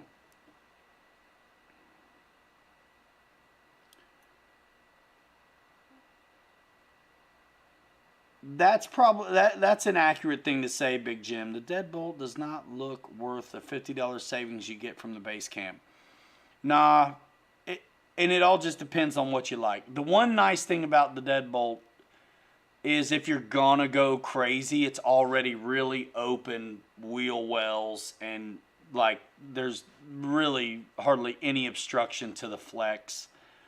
But with the 10.2, with the deadbolt, you don't get metal links. You like your 4-link or 3-link suspension business.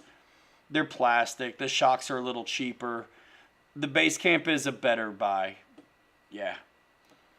As far as like component quality goes, for sure. The why I went with the deadbolt was because of price point, and because it looks like an International Scout and a Ford Bronco kind of mixed together and chopped up a little bit. Ha! Thanks, Big Jim. Oh yeah, the fire team is awesome, but it is way too fast for trails. And you know, everything Basher is always open diffs. The neat thing about the crawlers is they're locked. There's power to all 4 wheels.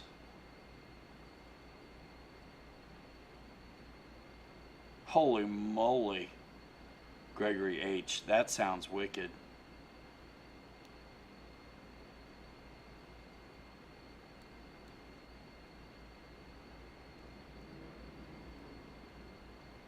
Paul McNeil, that sounds... You know what? Take a look at those Traxxas drag slashes. They're running some deals on those right now. Yeah, the base camp body. Yeah, I get it, Big Jim. The first thing we did on ours was just a little bit of trimming where you'll see what I mean. But yeah, you're going to change that body out right away? Yeah.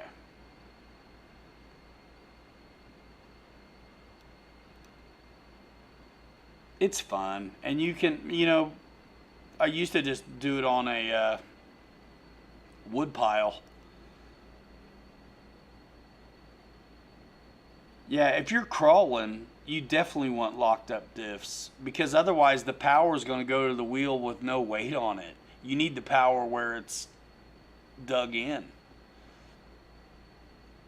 I've learned a lot about cars just from messing with these toy ones. I was always I fixed up a ton of houses. I always felt like you were either kind of a house guy, construction type person, or a car guy. And both those guys are dangerous enough to get along in the other, you know, thing. But, you know, that was my take. Like, you know, I knew car guys who were not much on the house.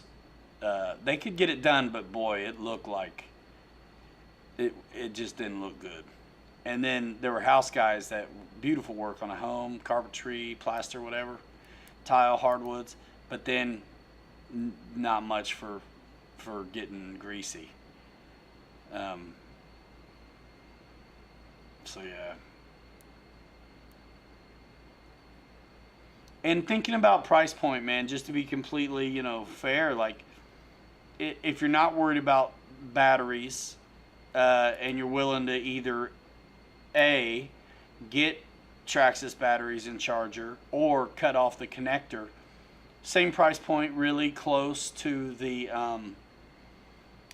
base camp, is the TRX4 Sport.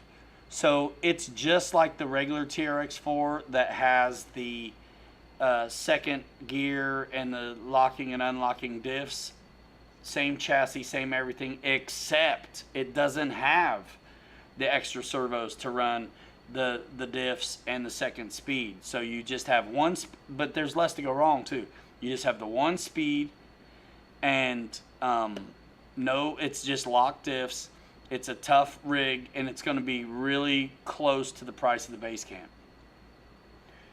And it's the same kind of body. You may not be all about it either.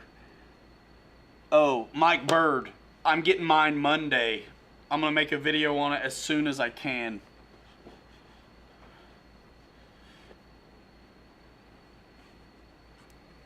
You can ask.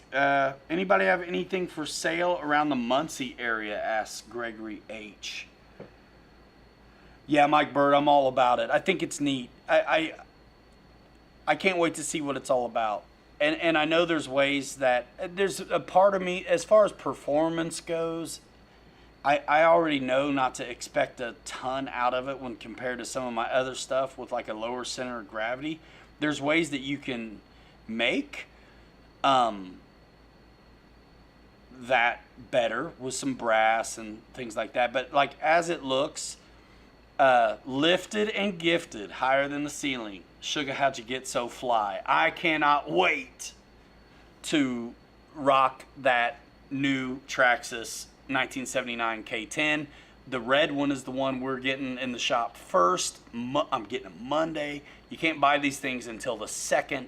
So I'd be completely remiss if I don't make the opportunity and take the time to put out a video on that thing. And what's beautiful about it is it's a shop demo. Anybody can come and run it, dude.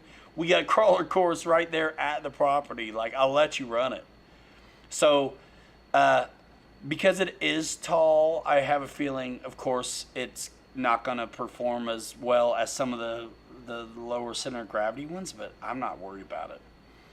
You know, it's like planes. There's some planes that don't do certain things. Some planes perform really good and but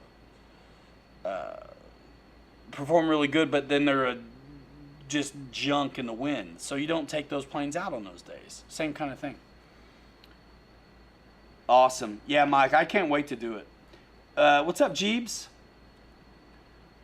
Haven't seen you for a minute. Your kid's got to be like 6 months or something at this point. I hope all's well for you, man.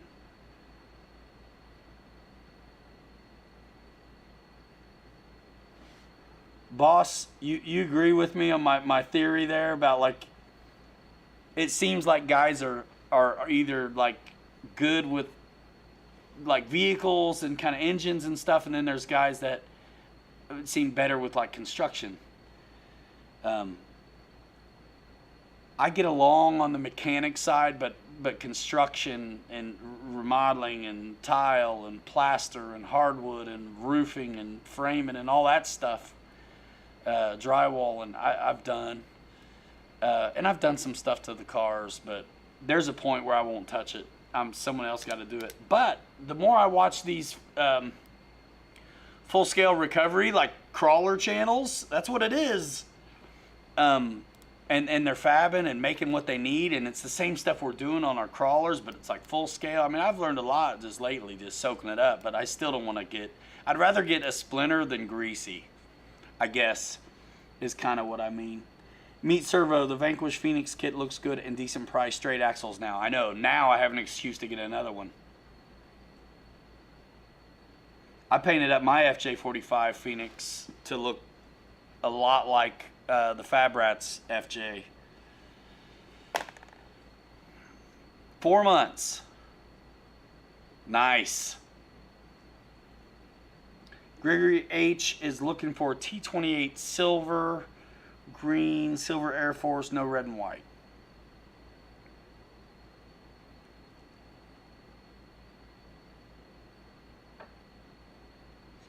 I'm so glad, Mike Bird, that it was a truck body.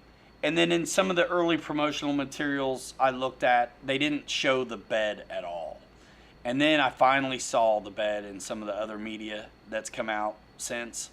And I mean, it's not scale depth, but it very rarely is on a truck. It's very hard for them to accommodate that unless they do like leaf springs, and the market doesn't want them. So, but it is a little bit deep, and it does look really good, and it's not shiny. It looks like it's not shiny, and it's ridged just like it should be, and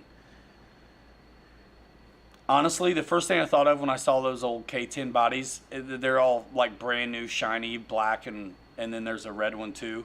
I'm like, dude, this needs to be like weathered, rusty, sun baked, the whole deal, you know?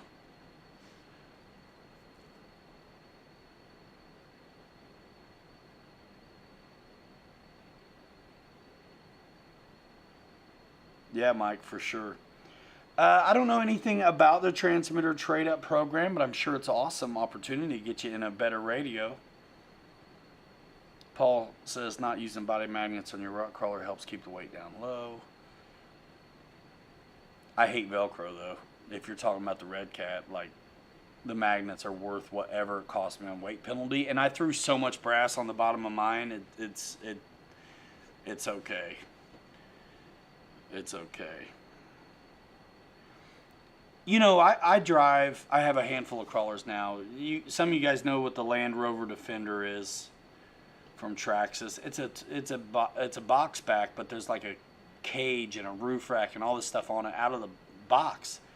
So it's definitely a top-heavy truck, but it performs remarkably well up against about everything else. I ran it on the trails behind our shop with a bunch of guys. One guy had comp rig with them, Brett from Brazen Scale, and his did amazingly well. But I mean, I was able to run, and all I did was I got a little bit heavier tires than stock, and I threw one brass diff cover on the front end to help mitigate that big box end.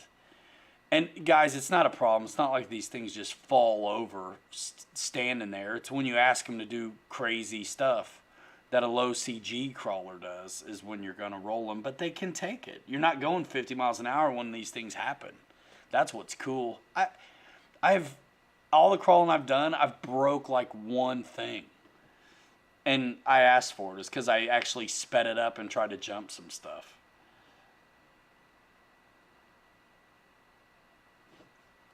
So, anyway. It's like Calgon for dudes, man. Take me away. Down into the woods. Get outside. It's like playing golf, but different. It's nice getting outside. That's the only one of the nicest things about golf. You're outside, but it's beautifully manicured. Our trails through the woods are starting to look really good right now. Manicured very nicely.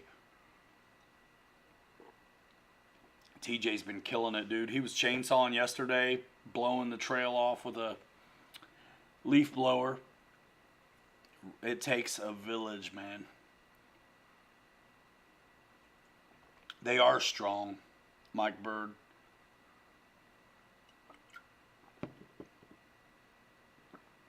I won't be surprised to see an Axial Builders kit come back in some way, shape, or form. Traxxas has the TRX4 Builders kit, which is cool, you know, if you want to build one. They even have a Slash Builders kit, and I brought those in. I have them at the store, even though I don't think they'll sell like crazy. But I remember the one father came in around Christmas time, and he liked everything he saw, but he wanted to build something with his kid. But when he was done, he wanted it to be tough enough to enjoy. Because the Tamiya stuff is awesome, but it's the build and then look at it, you know. It is when you compare it, they haven't advanced technologically or innovated really. They've been making the same thing for, you know, a long time without improvements. I mean, they don't even come with bearings and stuff. It's bushings. So, neat stuff, totally historic, epic. A lot of guys' first experience was building some of those like dune buggy style things that they make. Yeah, Big Jim. And that's right on par with their other price points on the TRX4s that have, you know, the features. So if you look up their lift kit and like those extended links, you know, the extension and lift kit, man, you're you're going to spend some money. So the fact that they have this at the same price point as their other RTRs is amazing. Meet Servo, I don't know if they do have a platinum / kit. That's a good question. And I wonder if it's just as easy as using the platinum chassis. Model rockets are cool, man. We did some model rockets the other day, and they were radio control model rockets. So we flew them down, like glided them down. The fins were like Elevons. There were 3, 1 stationary, and then the 2 were like Elevons. And we launched them. They're going to be in my video coming out whenever I get to it from the RC Fun Park event the other day. I got a ton of footage.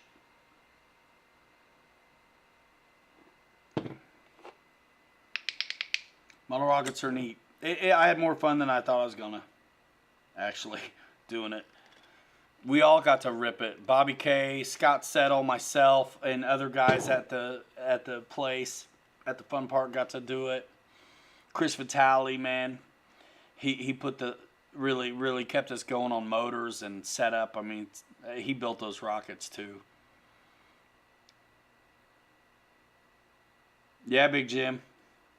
Where you at, Big Jim? Where you live? What state are you in?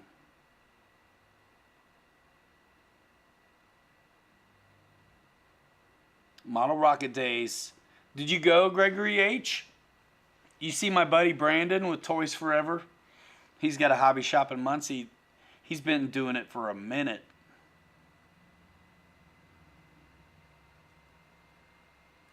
Wright says dropping the Zoom link. He's promoting a premature evacuation of my stream constituents. Virginia. Gotcha. Nice, Mike Bird. Team Associated Builders Kit. Yeah, I like to have that stuff around. I really want to build another Vanquish, to be honest. But I kind of also want to build a BRX-02. But we're getting ready to get some RC four-wheel drive stuff in the shop, so I'm just going to tweak on it. TJ's been dying for the Back to the Future truck. So I'm kind of excited to see that one too. He doesn't know, but I'm gonna let him have it.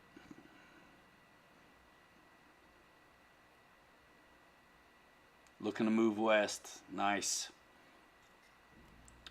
Palm Springs, California area.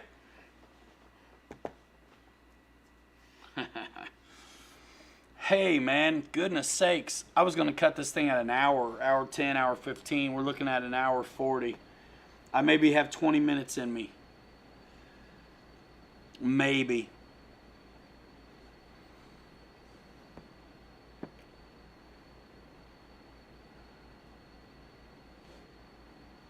I'm excited to see you guys in Alabama, y'all. There's going to be a lot of folks there this time.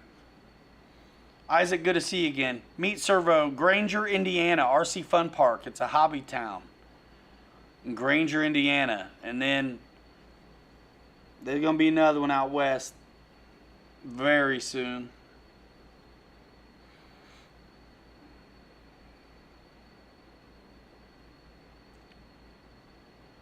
But if you can't get to our shop, you can always click the links in the disc row. You know what I mean? And a bunch of you guys have a hobby town close to you somewhere.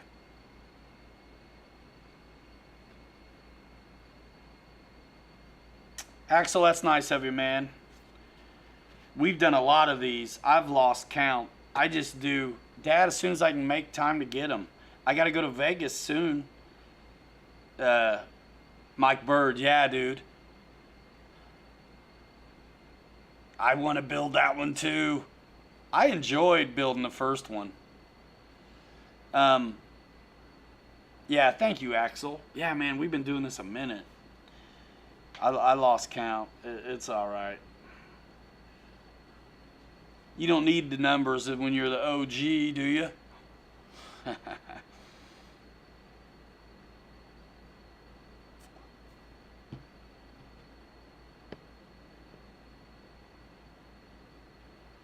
Yeah, yeah. Which bearing kits you get? Those Fast Eddie ones or what? Those are perfect. I wish the manufacturers would do it like Fast Eddie kits, where it's just all the bearings for this car. Thank you. There's no mystery now. You know you got it. Yeah, I appreciate you guys coming. It blows my mind. You guys know I don't make a thumbnail for this. It doesn't float around all week long that a stream is happening. We just do this thing consistently at 9-ish Saturday nights, and man, it's a strong, recognizable group of guys that's in here, and I don't care that it's not a gazillion folks. It's, man, we all recognize each other from other streams and this one. Keith Christie, you've been to our hobby town, Hobbyplex in Omaha, Nebraska. Are you asking me that? I don't think so, no. Okay, Big Jim. All you guys who are members of the channel, thanks so much. All you guys who keep on taking that extra time to be considerate and click through, it means everything. And thank you. If you're not going to do it for me, do it for somebody else who's putting in the work,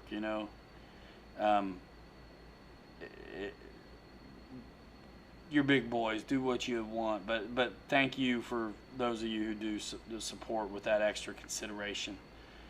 And man, I hope a lot of you guys are watching on Instagram, and I need to do better about the other platforms too, but I've been jamming mostly on Instagram. I'm trying to do shorts for some of you guys too, because I know a bunch of you guys won't do Instagram or TikTok or Facebook, so you're missing out on the short form stuff I've been doing.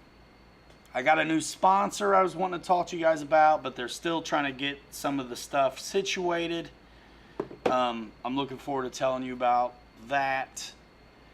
But if my code's not dialed in, we're not going to do it yet. So, nothing fancy. It's Big Jim says, "What's Instagram?" It's a platform where I gained like 18,000 followers in the last month. It's hard not to notice for me. Let's see. There's George Watts' grandkids. You can follow your buddies. And it doesn't take as much of your time. 33.7K. And it was 12 like a month ago. 12K a month ago. It went nuts. I don't know what happened. And I've been so busy lately. I've been posting every day for a while. I've been so busy lately that I didn't post today. And there was one day I think I missed earlier in the week. And then I've been late on my... I like to try to post lunchtime. And it seemed to work out pretty good. I've either been getting to it late or I've missed a couple days. So I apologize. I went to a hobby town when I was in Lincoln, but it wasn't the one with the racetrack. So I don't know which one that was. Get on Rumble with a political show. Boy, I don't want to get started, man, on any of that.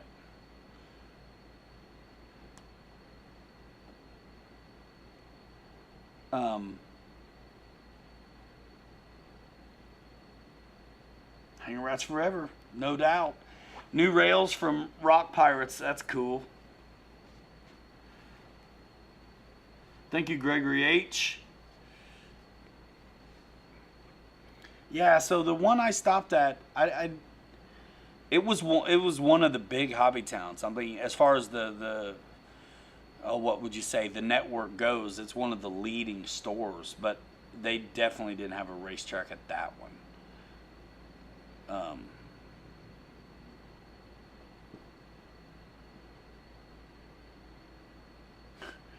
Ken Kraus, playing it safe. You know what's up. I mean,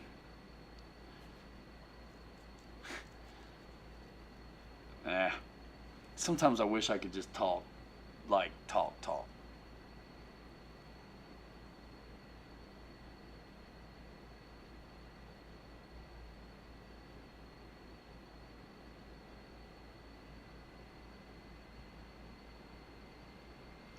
Wrapping your rock crawler wheels with lead weight helps a lot before you mount tires. So when your tires get wet inside and the lead breaks loose and you're really out of balance, is it still cool?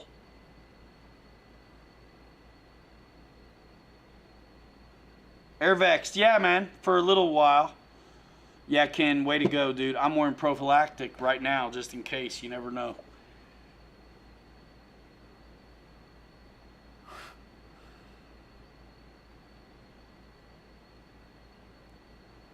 The strip mall one is the one I went to, but they are banging. But they also sell a ton of magic cards and stuff, which I'm not doing. Not anything against magic, but what I mean is I don't. We are RC focused. There's some other stuff, but it's if it's not RC, then it's like STEM, like use your head, get out and play. That strip mall one has a little bit of RC, but a ton of like it was just like going to a toy store, Toys R Us. I mean, there was tons of games and I mean, cool, you know, but we're focusing in on RC because that's what we know and what we love. And then, you know, the business of it all will tell you that RC is the small part of the puzzle when compared to that other stuff. But that's what we bring. That's what we bring. So that's where we're going to live.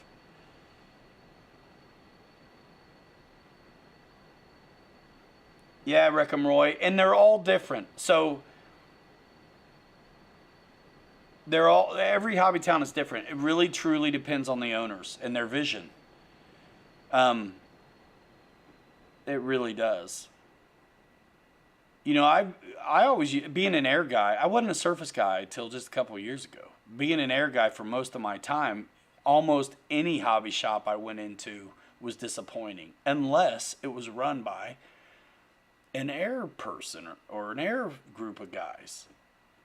So now our shop has a bigger selection of everything, whether it's surface or air. So even being an experienced guy, I can walk into our shop and I could get a Viper 90, I can get a Carbon Z Cub, I can get a beginner plane, I can get an intermediate plane, I can get the simulator, I can get helis, I can get boats, I can get every brand of basher you'd want to have or crawler you'd want to have. It's awesome watching people's jaw drop when they walk in.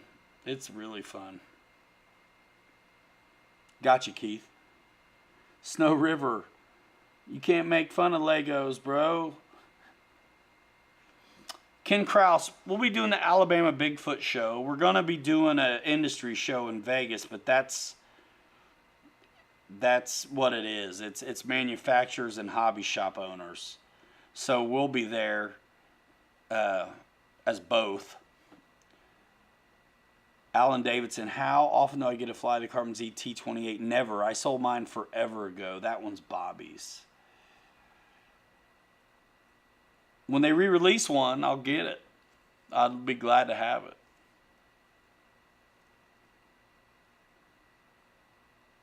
Reckham Roy, man, it's a trip worth taking, depending how far you are.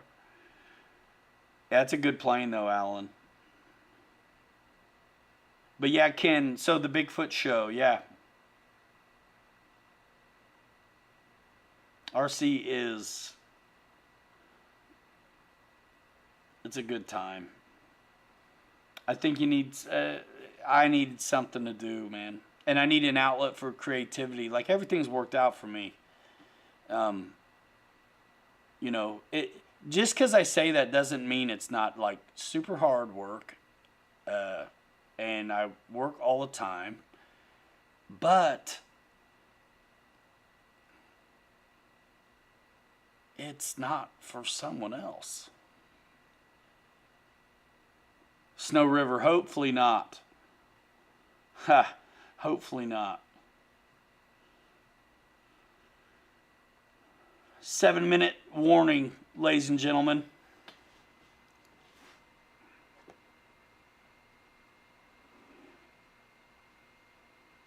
Wait a minute. Hold on a minute. News flash.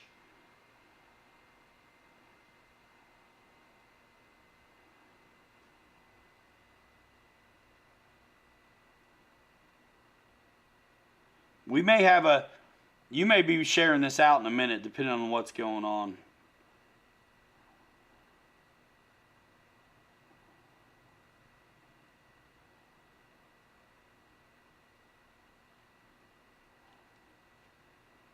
Dude, I've got to put you guys on quiet for a minute. Hold on a minute. By the way, FMS Rafale is awesome. Did you get the big one or the little one with the fixed gear? The big one, I did a video on that yellow one. I'm super proud of it. Please check it out. All right.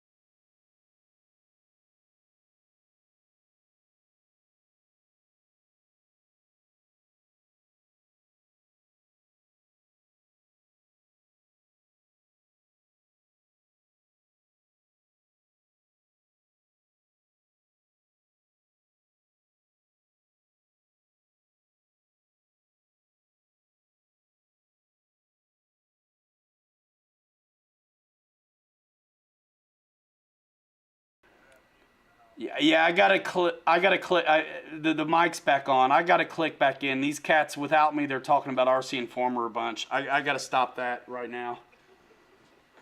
All right, I'll see you in a little bit. All right, man. Bye. Yeah. What have you done for me lately? All right. We're going to stay on a little longer.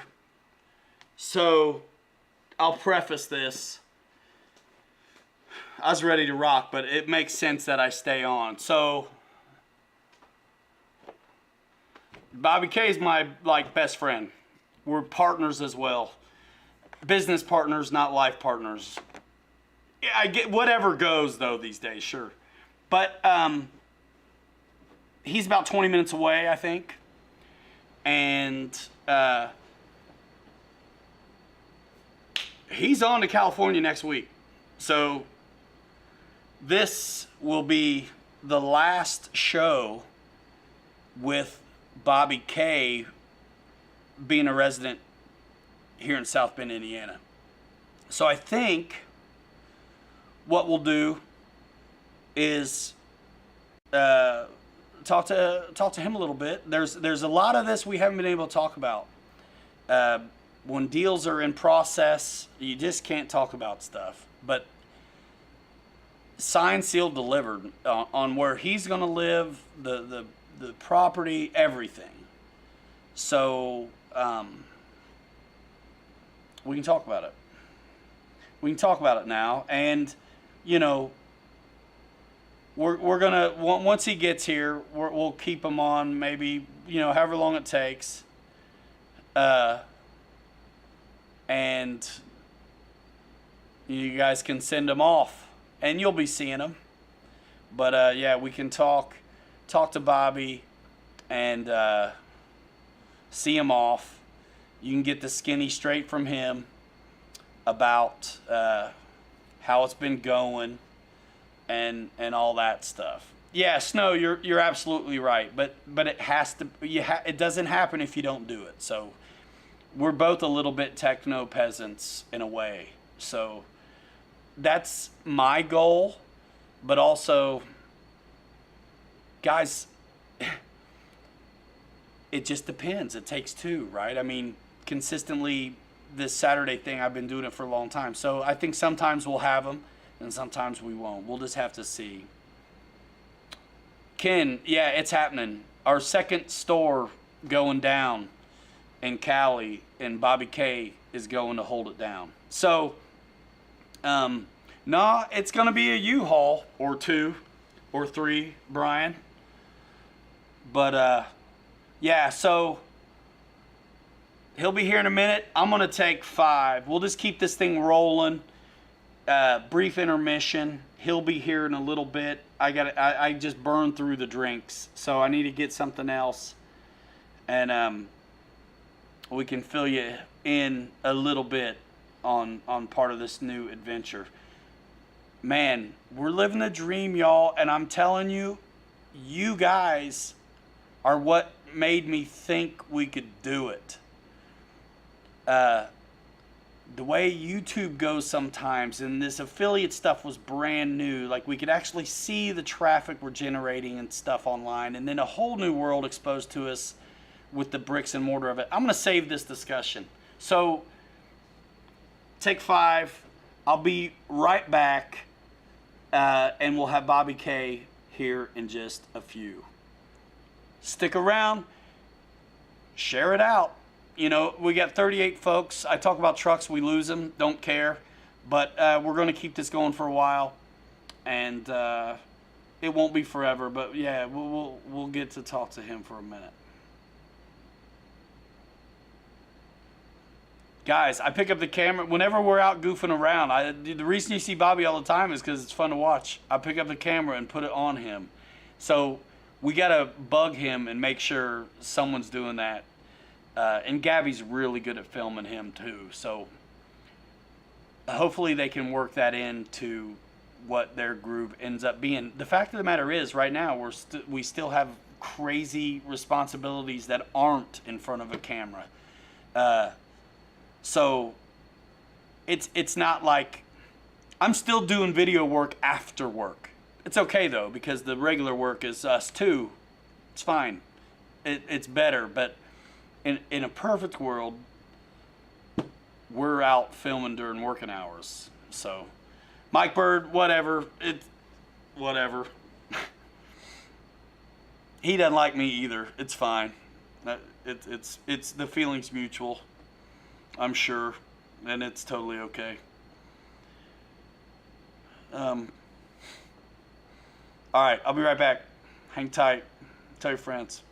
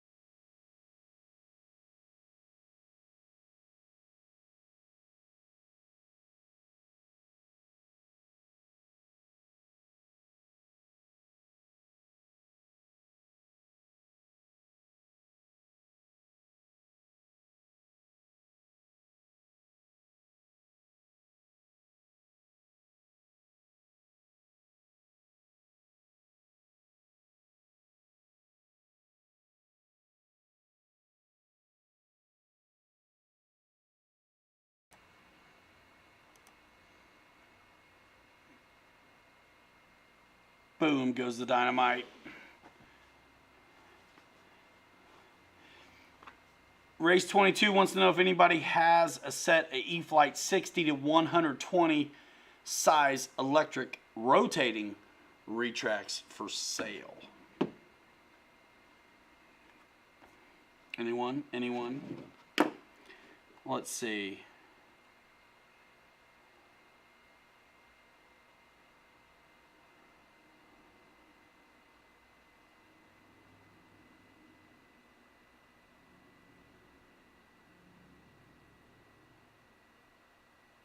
What's up, Adam?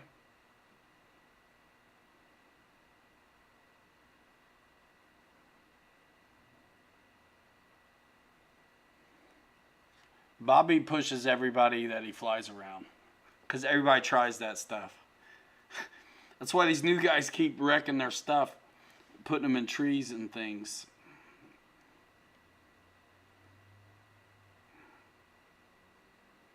Yeah.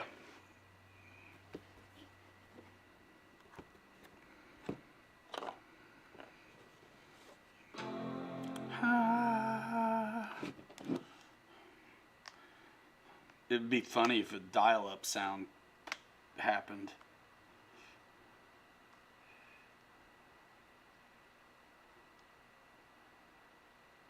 Kevin Turtle, that's awesome. He says he's fairly green. Only been flying for a year, but it's guys like Pilot Ryan, Bobby K, Brian Phillips, and a few others that keep me interested in continuing to improve. Richard Webb, what's up? That's awesome, Kevin. That's the thing. There's so many different styles of delivery and everything out there, too. Thanks, Adam. And then, you know, things changed. Mike moved on, and I kind of waffled for a minute, and then this worked out with me and Bobby. And really, because of our buddy Adam. Because I wasn't seeing Bobby. Bobby had just recovered from a crazy crash. And I had met him and then didn't see him for a while. And then Adam Selikowski was helping me film a couple. And those guys are buddies from way back, Selikowski and Bobby. So it just worked out, man. That, you know, Bobby likes camera and the creative side of this. Adam just wants to fly and drive, and he didn't care about the filming and stuff, and that's totally fine. I get it, but he helped me for a few, which was awesome. But that's how Bobby happened, and here we are. And Brian, I talk to him every now and then. He calls me. I like Brian, and I bust his chops because I'll tell him right to his face, like, man, I don't have time to watch your whole video, but I have had him on in the background like sometimes, and he's funny. He's a funny dude, and he's working it out there in front of his house, man. I don't care what you say, but yeah, everybody's got their own different styles, man. I like him. You know, he's got a lot of subs, and it's pretty fun that he calls me and we talk about YouTube a little bit. Axel wants to try his FMS Super Cub 1700 on floats. Are you talking about the black, white, and gray one?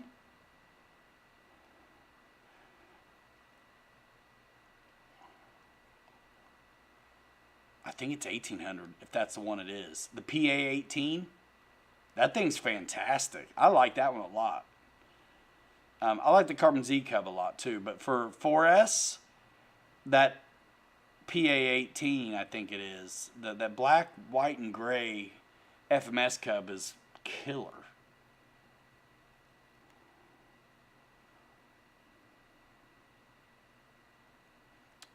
Any tips for flying off water? I got the Turbo Timber Evolution. I'd love to try it with floats. Don't stub your toe. Keep in the back pressure. Keep in the back pressure to break that water tension. And when you're landing, the best landings, kind of like on the ground, but on the ground we're able to get away with some other trouble.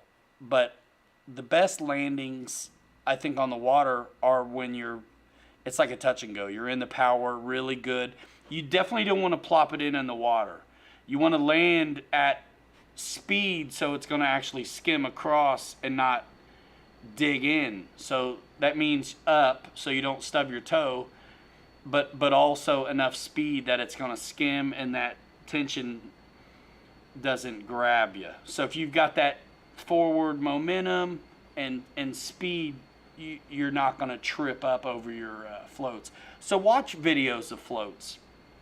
Watch the ones that are successful and notice how they're carrying their speed and staying in the power.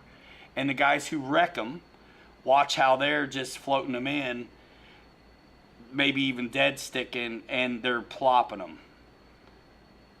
So, yeah, and yes, learn it on a calm day, because crosswinds are even harder to deal with. It's not the flying or landing; it's the taxiing that thing. You'll tip it if it's too much of a cross, or you'll never be able to taxi it where you'll want to.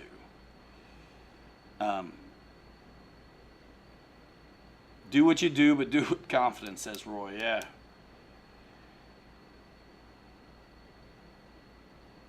Nice. Yeah. He was telling me he was getting ready to do that PA-18 again. I did it a long time ago when it was new.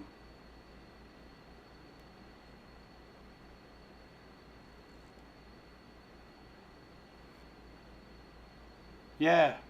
He loves it. That's the thing. Whether you like that delivery or the duration of his videos or not, there's one thing you can't deny. This dude loves it like we do. You know, no one's doing it to get rich. So you love it if you're doing it. He does a good job. And he definitely loves what he's doing. I appreciate a lot of channels for the hustle, you know. I really do. If you're really nervous about float planes, though, I think the Seawind style of plane, or like the Icon A5 you're talking about, those planes with like the hull that sit a little lower, you're not going to tip those like something that's on floats. So if somebody was nervous about float flying, I would say look at the Seawind. There's Seawinds all over the place. I think they may even still sell them at BitGo. I'm not positive. Fly it to the water. Yep. Keep the speed up. Make it a touch and no. You know, fast enough to be a good touch and go, but you decide not to. Practice on the sim, says Jeebs. Float flying on the sim, yeah.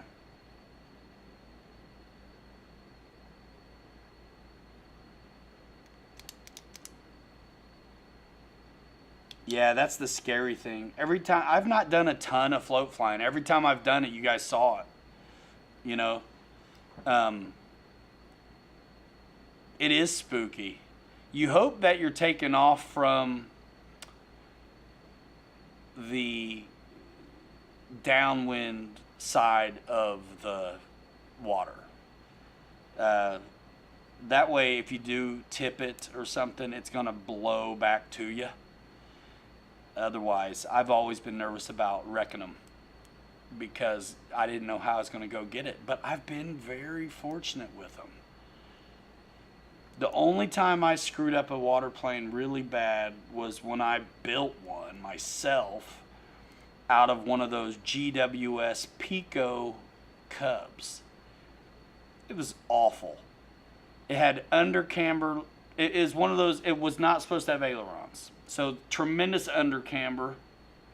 I cut ailerons into it, which on a wing with under camber like that turns into more of an adverse yaw instead of a roll. Learn that there.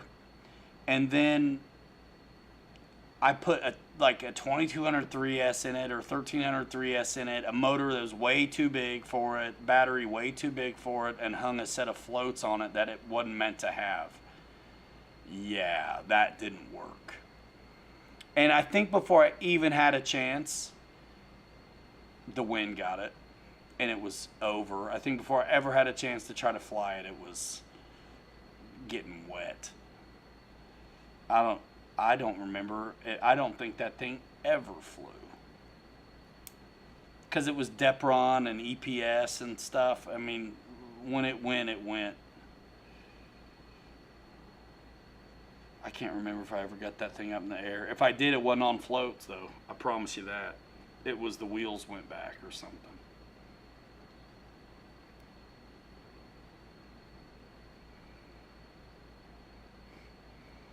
Dead slick water sticks to the floats like crazy. Yeah, that surface tension is nothing to mess with.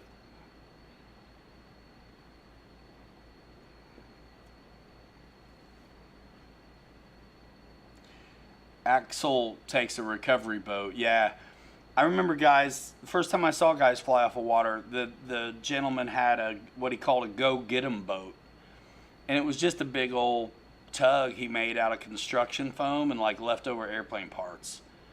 No real keel at all, so you could get through the weeds if you needed to and stuff. Go get 'em boat. That's probably, I think that's where I got the go get 'em wire idea. I could almost guarantee it. Boss, you had one of those? If I built it the way they suggested, it would have been a lot better. But this is before gyros, too. And I didn't know what rates were and expo and any of that stuff at that time. Francis says, look up full-scale float plane flying technique on YouTube.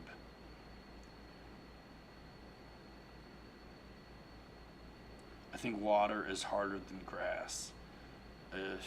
It sticks. That's up elevator. Keep from stubbing your toe. For show.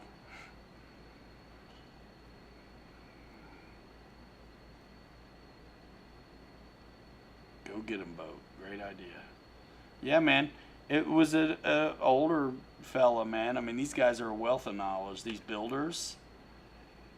And some of them took to the foamy stuff pretty good, and some just wasn't into it. But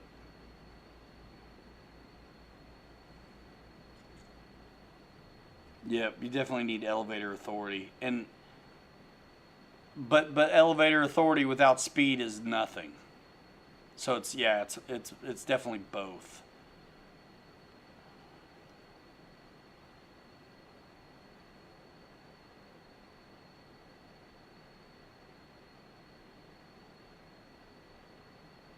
Oh no.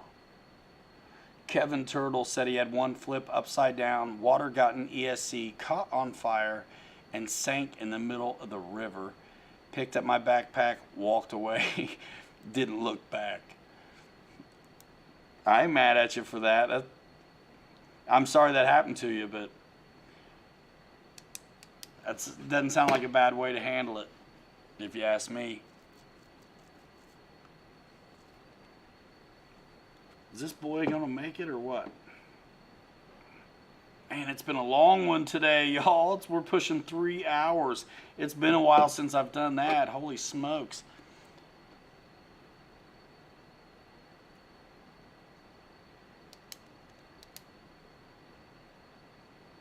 With FPV, huh? And Big Jim, you still in here? I saw that. I got an email from you, man. I can't wait to check it out. Appreciate you for that.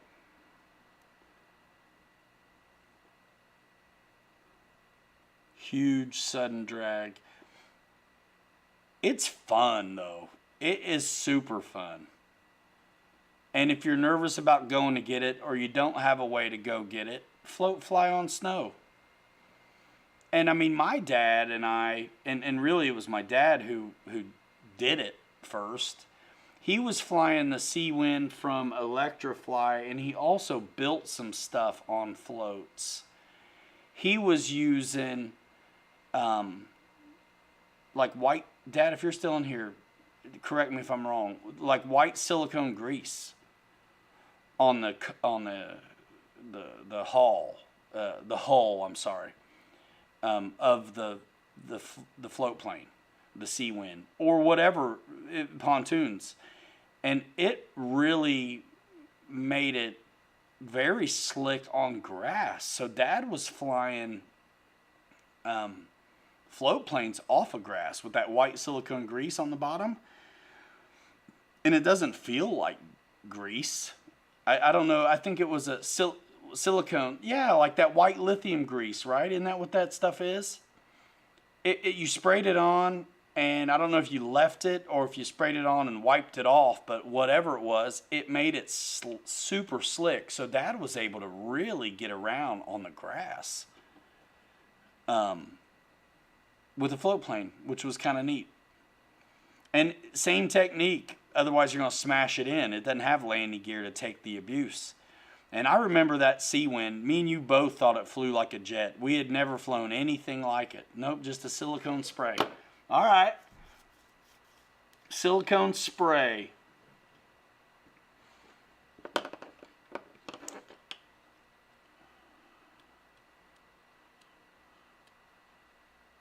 What was it called? It wasn't just called that, was it? I thought it was like a...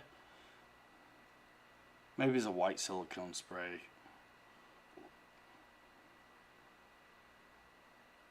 Tidewater is great on snow too. Yeah. We had fun on floats on the snow this last winter with the FMS Beaver. Check that out. I think I filmed Bobby doing it.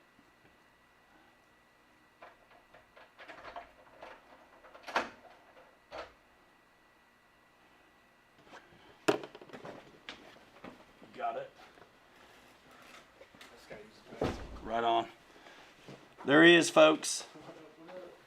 Paul McNeil looking for a Prometheus. Oh my gosh. Do you want to look at it or fly it? Here's why I ask.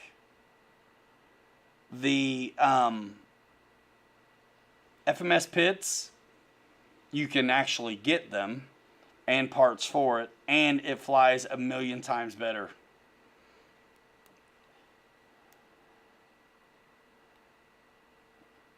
Got it. Just silicone. Brian Chambers. It had to be the same stuff.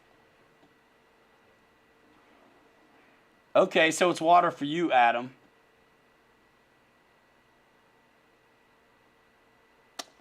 That's a good plane, man. No matter what you're flying that one off of, Kevin. Carbon Z Cessna. I like the Carbon Z Cub a lot too, because those articulated landing gear for show. Carbon Z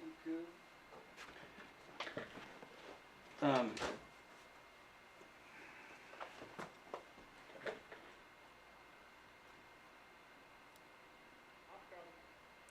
That Pitts is a dream, no doubt.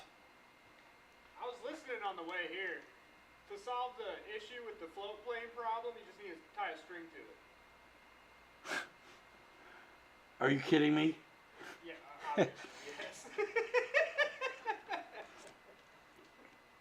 The only problem is when you run out of string. Bobby says on the float plane, the best way to solve it is to just tie a string to it.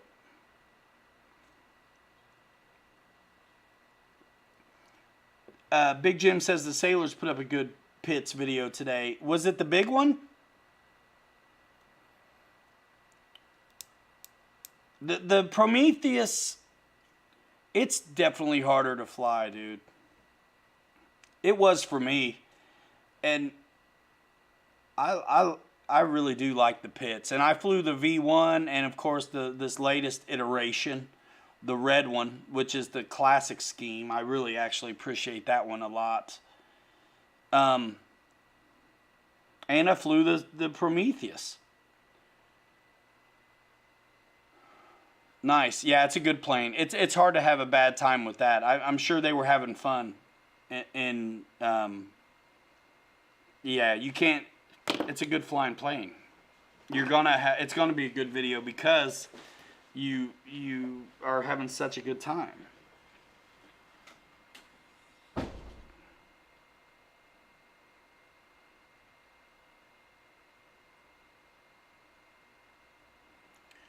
Yeah, that's undeniable. And I've met them. They're very friendly. And I've talked to Nate on the phone as well.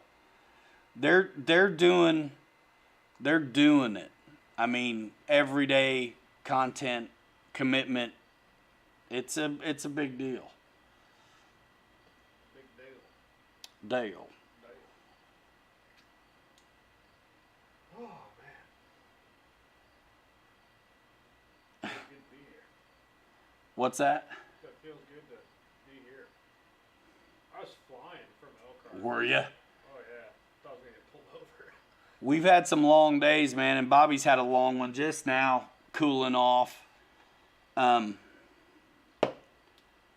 We'll bend his ear for a minute, and then it's midnight here. I'm ready to get going in a little bit myself, and it's his last weekend here in town.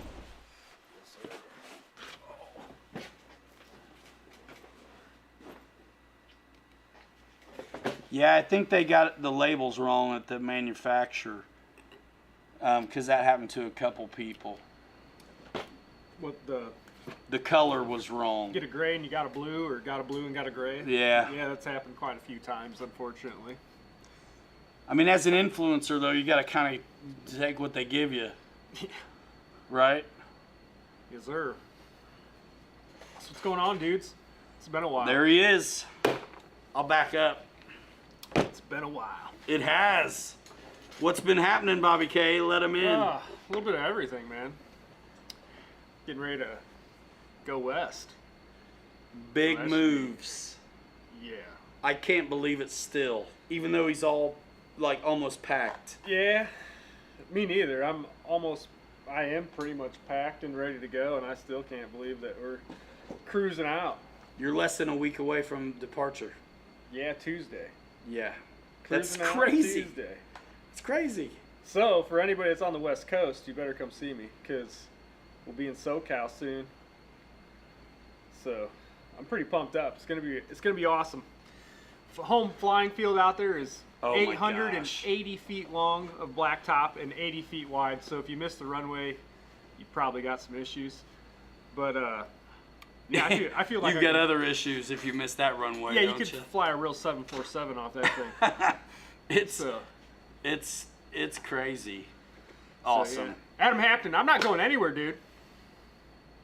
Yeah, he's not going anywhere. He's just going over there. Exactly. Yeah. So I was telling him we're business partners, not life partners. Oh, stop Earlier. it. Jeez. Earlier. But yeah. So sorry, I'm trying to read the comments here. Oh, so Reckham, my destination is actually Palm Springs, California. So Southern Cal, right in Coachella Valley there. It's going to be a pretty awesome hobby store. I can't wait for people to come see it, hang out. Come fly. Like, if you're on the West Coast, I obviously don't know anybody out there. It's all brand new to me. Come fly. Let's go have some fun. That's what it's all about. So, yeah, and as far as video goes, don't worry. There's going to be plenty more video coming, too. I was saying, like, Gabby does amazing filming you. Yes. Since I'm not around to get a camera on you, because I would never let it go to waste, usually. And if I didn't feel like holding a big camera, I'd at least get something on social for y'all. Because you don't want to... It's fun. It's fun watching them, man, fly these things. And, I mean, it's what we do. So, I mean, we're just both, I'd say, blessed to be doing this thing. And yeah. I hate to see him go, but, I mean, we're still working towards common goals, you know, having these businesses together. And you know, I'm anxious to see how it fleshes out, you know, with YouTube too, and us both. And Yeah. I'm the kind of guy that goes with the flow a lot. I think you are too. Yeah, pretty much. Yeah. So if you ask me right now, what's your plan? Well, my plan is to do something. Fly and kick its ass. But necessity will dictate how we bring that to you. We're going to be rocking it for sure at our own prospective places, but I hope we can really bring it like unified like this to share with you too, even though we're sharing this whole thing together. I know we're going to be talking about the stores and inventory and all this. Good thing too is like 2 weeks When's the Vegas show? Like 2 11th weeks to after the you. 14th, It's like 2 yeah. weeks after you move there. Yeah. Come see us in Vegas, even. I don't think it's that kind of show. I don't know. It's manufacturers and hobby shops. Well, come see us and let's go to the bar and gamble then. After the show. There you go. After the industry stuff. Holy smokes, comments. My bad. I'm going to roll back up here. Yeah, dude, check them out. We stayed for you, man. Meat Servo, going to regulate the clowns in Cali. Yeah, hopefully they don't try to regulate me too much either, because I really appreciate our Second Amendment, if you know what I'm saying. And he's going to a place where, you guys have heard of FU money? Yeah, Usually folks that have that aren't worried about you. pretty much. He's going to a place where I think there's a handful of folks that have that kind of money, and they aren't going to be bothering you. No, I don't think so. It's a really nice area where we're going, and They are afraid you're going to bother them. probably, yeah, the Indiana Spare boys change? are about to go rustle some feathers out there. So, I'm going to Yeah. move. I'm going to go. my bad. I'm just No, it's rolling cool. through. It just won't move unless. I hit Kevin the Terrell, arrow. thank you very much, man. I appreciate that, man. If you're ever in Cali, come fly. I always like seeing new faces and flying with people. So you're going to Alabama, though. Yes. We'll both reunite for Alabama. Yes. I'll be in Bama. The whole show, actually. So, Nice. I'm How it flying works in. out. I don't know what kind of product we'll have there. Whatever we send to Scott. yeah, so it's about a 26-hour drive from California to Are Bama. you driving? No way. If I drive, it's the only reason is because I'm going to have like a badass new turbine. Because There you go. that'll have to Yeah, come with that me. makes sense. But other than that, That'd be I'll the only fly. reason. Yeah. So, but other than that, I'll probably ship some product there and whatnot. So we'll see We'll leave what some happens. behind. We'll show with it and then leave it, because I was telling him earlier I'm not driving that. Yeah, it's Not without you. it's quite a poke, but There's a good it'll be one. worth it. Why did we choose California? Questions are free, answers are $5. No, that is a good question. Well, actually, we chose California, because Beverly Hillbillies, Beverly Hillbillies. Yep. number one. Totally number one. I love all their rules and regulations. That has to be number two. Of course. It's- They're senators and they're such. pretty green out there, so I can ride my electric scooter around all I want. No, I'm totally kidding. So, no, but we chose Southern Cal because it's warm all year round. So it's never bad weather. It's 348 days Degrees. or something like that. Yeah, that too. Of, 348 degrees Yep. temperature. Yep. Of sunlight. So that's pretty cool. But lots of opportunities. Nice area. It's growing. And it's an awesome place for aviation, believe Thanks, it or Eddie.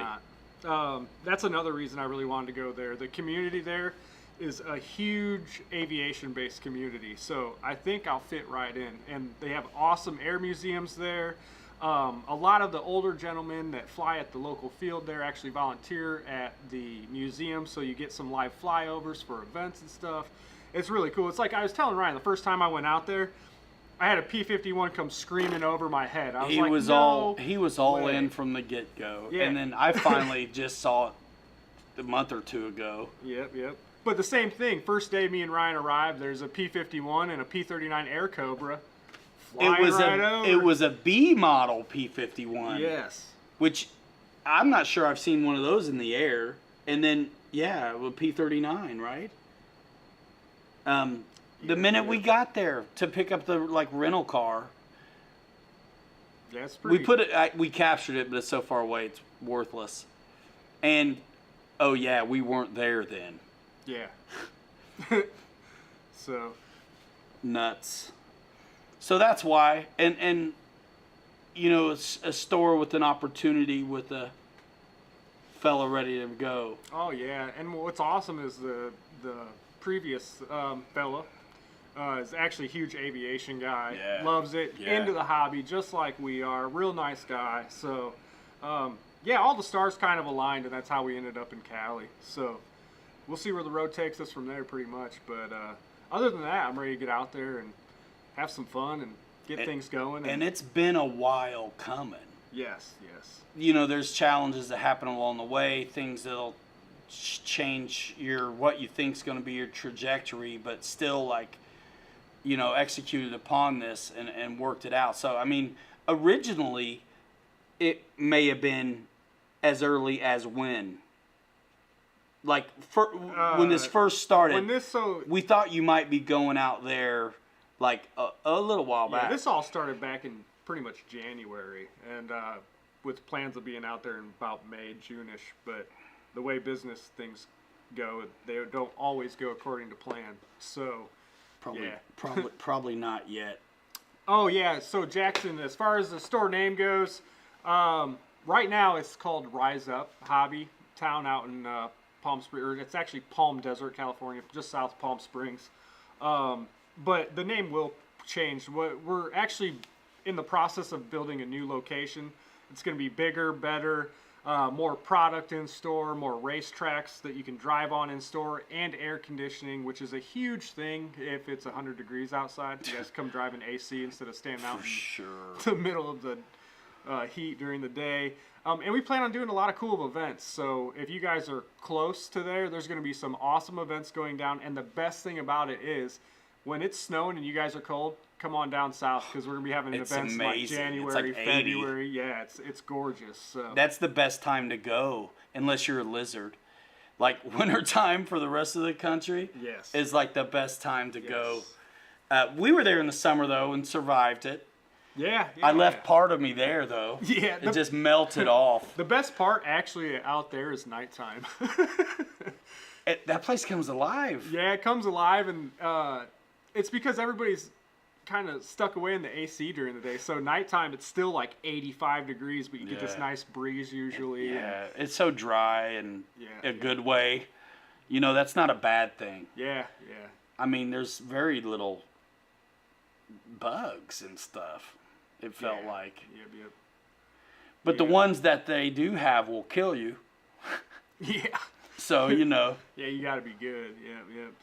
Yeah, politics won't get me down, man. I put that stuff, it's so screwed up, I don't watch it because it makes me mad. No matter if you're right or left, they're a bunch of crooks either way, as far as I'm concerned, and I just try to stay out of it. It just makes me mad either way. No matter which side you're on, it's not good. Well, are you going to get in there and... we're not going there. No, but anyhow, so thanks. Safe travels. I've seen that from quite a few guys. Thank you very much, man. I appreciate it. I got to travel out there with my other half and 3 dogs, so that should be interesting. And they hate car rides, so I'm going to have to dose them up with a bunch of Benadryl and inebriate them for the ride. Just wing it. Only an hour and a half away. Well, dude, looks like we're going to be flying, man. What's the name of that flying field? He may know it. Man, what is the name of that darn flying field? Let me look real quick. Because I've looked it up a ton of times and I forget every time. Well, the shop is huge, like sponsor kind of like involved at that club. Really good. And guys fly a lot of balsa there and turbine. And we saw foamies there too. When we were in town looking at properties, we went to the field and spent like half a day just hanging out. Yeah. And guys had everything there. Yeah, it's gonna be awesome, man. I cannot wait. So it's called Coachella Valley RC Club. It even sounds cool. It even sounds pretty sweet. The view is awesome. You got palm trees and mountains all around you. It's well, and you see like cool jets flying at the mountain line, just yep across the runway. But it's far enough away. It's totally cool. Yeah. But we saw a ton of stuff pass over there. Yeah. Just wing it. You live in Vegas, but work near Barstow. Oh, that's awesome. Yeah, I've been through Barstow a few times. Definitely been to Vegas a few times. Love that. Going to be there pretty soon, actually. Yeah, Bobby K will be at Burning Man before you know it, Snow River. It's invite only. Yeah. Next time you guys see me on a show, I'm going to be like full hippied out. Be tie-dye shirt and some dreads. Flip-flops. Yeah. And Tarzan shorts. Yeah, all the festivals are in Coachella, so this should be pretty cool. I love music. I've played drums for a long time. I don't know if any of you guys knew that or not. Ryan's played guitar. We jam a little bit here and there. But, Yeah, we didn't tell you we're playing at Coachella this we're year. totally playing it. That's actually what the big secret has been this whole time. Yeah, yep. We've been working on Mary Had a Little Lamb for the last 8 months. Yeah, we're moving from RC on to children's rock and roll music. Oh, rock and roll children's music. Yeah, so the lyrics are all like, Mary Had a Little. Yeah, they're like totally Screamo. PG. Yep.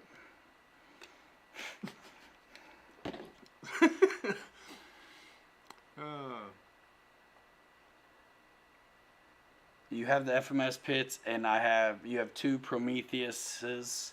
Now I need a 3rd. Period. I'm mad at you. Get you a 3rd one. Heck yeah. I'm just telling you. How's come you got 2? Have you never flown them? Or have you flown them? The way those things fly, you need 3 of them. Keep one going. Yeah, boss. Maybe one of these days. Medical. Medical. Yeah. I could get it. I got smoked by a car a few years back, so that wouldn't be no problem at all, probably. That's not a bad idea. It ain't a bad idea. You'd probably feel better. Probably would. I don't know if I get much done, though. So I think that ought to clue you into a lot, like straight from Bobby K, you know. This is what we've kind of, not been able to really release as info yet, but everybody signed on the dotted line for everything at this point, and Big Jim, for sure. Yep, it's an awesome place, and like another thing that's really great about this hobby store, which I think we all kind of liked and fell in love with, is the guys that work there, for one, and the previous owner himself are so dedicated. And like, look at some of the reviews even online. I mean, you won't find a crappy review unless it's someone that went in there and had a mask on and threw a fit because no one else was wearing a mask. So one of those type of people. But other than that, I mean, everybody is awesome, and they're more than willing to help. I mean, with anything. Very knowledgeable. There's one guy there that works on a lot of the cars and whatnot, and he knows his stuff. He's kind of like our Big Dave that we have here at our place. I mean, the guy knows encyclopedia, everything. Man, for this stuff. You can bring something in from the 80s or 90s, and the guy will know, oh, yeah, that's this, and that. You can get this part, or you can't. I mean, unbelievable. So. Yeah. And Bobby and I both know what we did to this store here, the first one, number 1 that we got already. And it's exciting to think about, the hunches we took, they work, because we're super fans of the hobby, so we get the good stuff in there, and we know what choices people should have, and we bring it in there. Yeah.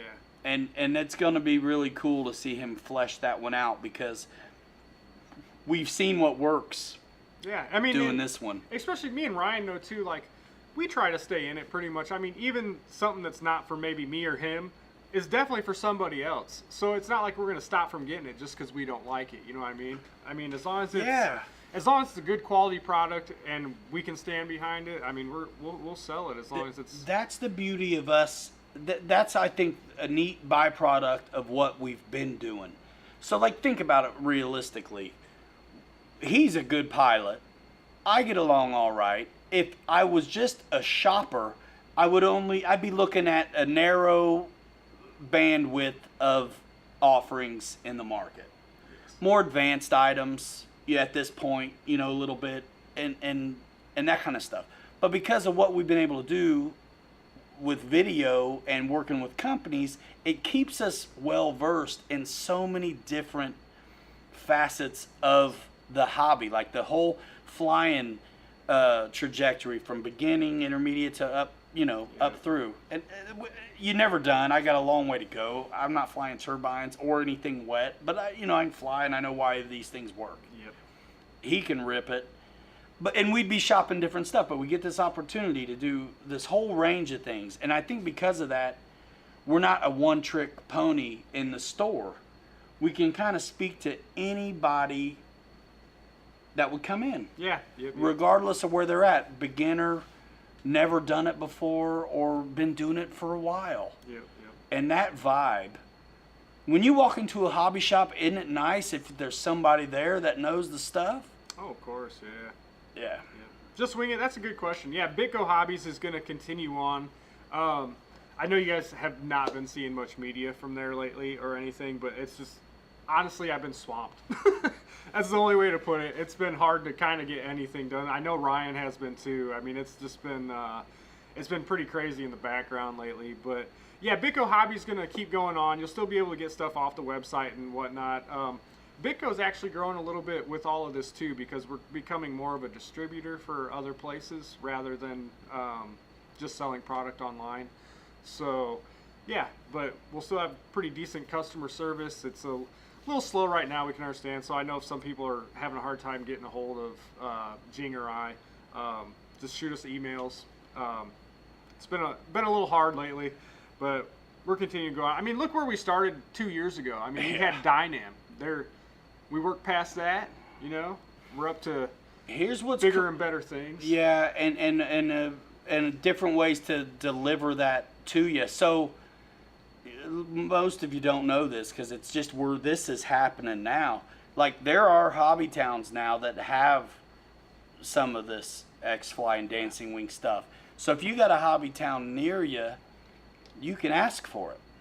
They can get it. They maybe don't even know they can get it. But they can. But through their ordering system, Bit goes there. Mm-hmm. So your hobby shop can special order it in for you, if you don't want to go through the online thing, and you have it right there. You can lay your eyes on it, the whole deal. Yeah, if you guys have a hobby town near you and you want some of this X-Fly or Dancing or any of that, go in and tell them, because they might not know it, but they can get this stuff now through us and get it sent right to your local hobby shop. And Jing and I we were at convention, met a bunch of hobby town shops, and there's a handful of them that I know have it now. Yeah. So that'll only grow. So even more accessible. So that's what's going on also, you know, on top of everything. Scott, no, I didn't. He said I shaved for the show. Actually, I shaved because I knew I was going to see my dad and he'd give me shit for it. Shave for the show? Yeah. For show? For show. Yeah, it took me a little while to get here tonight. My pops had some surgery on Friday, so he's recovering, so I've been over there helping him out and whatnot. So, got his knee replaced, so he's had a really hard time walking, had a little bit of problems, so yeah. But now we're here. Feels good to be here in the show, relaxing finally. So, it's been a long past couple days. That's being nice about it. I mean, yeah, couple months. Snow River. I don't want to comment on that one. Yeah, I heard that store is an interesting store. Are you in Washington? You must be, or yeah, you would know. Yeah. Yeah. Yeah. It's cold. It sounds like a sad place to me. I hate to say it, but it's like when I've been over there, I'm lucky to survive it. It's so every time I've been to Washington or Oregon, for that fact, there's some beautiful stuff. There is some beautiful stuff, but it's always been either cloudy or raining. Every time, for some reason. Actually, one day it was like kind of spotty. If the sun's out, the mood of the people was cloudy and rainy when I was there. Yeah, I know. And I was in a nice spot, like some islands, Friday Harbor, like San Juan Islands, and these guys were still. And it was like a nice place. Yeah, I'll be heading out Tuesday. Actually, this Tuesday I'm leaving, man. So I'll make sure to do some awesome coverage once I get out there, though, so you guys can see everything. And I can't wait to show you guys the field. I mean, the field is absolutely awesome. I don't know how many of you have been to like Rosewood, Jet Jam, where Jet Jam's at, that field there. This one is even better, and that was like the best field I've ever seen. And you can get to a gas station without driving 30 minutes. That too. Also, I think. Yep. So Yeah, it's pretty cool. I can't wait. Yeah. Yeah, just swing it. We'll have to hook up, man. Come fly, or I'll drive up and fly. Come up and fly in Vegas, wherever you guys fly. That might be kind of cool.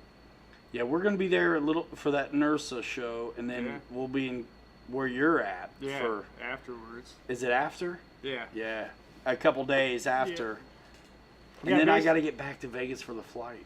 Yep. Yeah. Basically, I'm driving there Tuesday. Have to get there, kind of help unpack a little bit, then build a bunch of planes, load them back up in the trailer, and then drive the 3.5 hours or whatever it is north back up to Vegas for the show. And then come back and then start running the hobby store. Bobby's got the best time to get up. Oops. That was my dad's pill alarm. Oh. I didn't know how late I'd be there. I didn't want to miss him. He's got the route though nailed down from Vegas to Coachella Valley, because you better be gassed up, but I tell you, you ain't gonna be fighting over traffic the way he took. It was out in the middle. It might as well have been Mars. I love that. Oh yeah. Miles and miles of crazy, and then there's some sections that are really kind of hilly. Yeah. And you see everybody's bottom out drag marks that was on the pretty road. Cool. Yeah. Yeah, man, it was it's pretty interesting. But yeah, the drive I take from Vegas, you're out in the middle of nowhere, right in the middle of the desert the whole time. It's pretty cool. We're gonna be on the highway. Yes, no, somebody there is missing the boat completely, if that's how it's going. Yeah. I never understand that. It's like that's the whole point of a shop.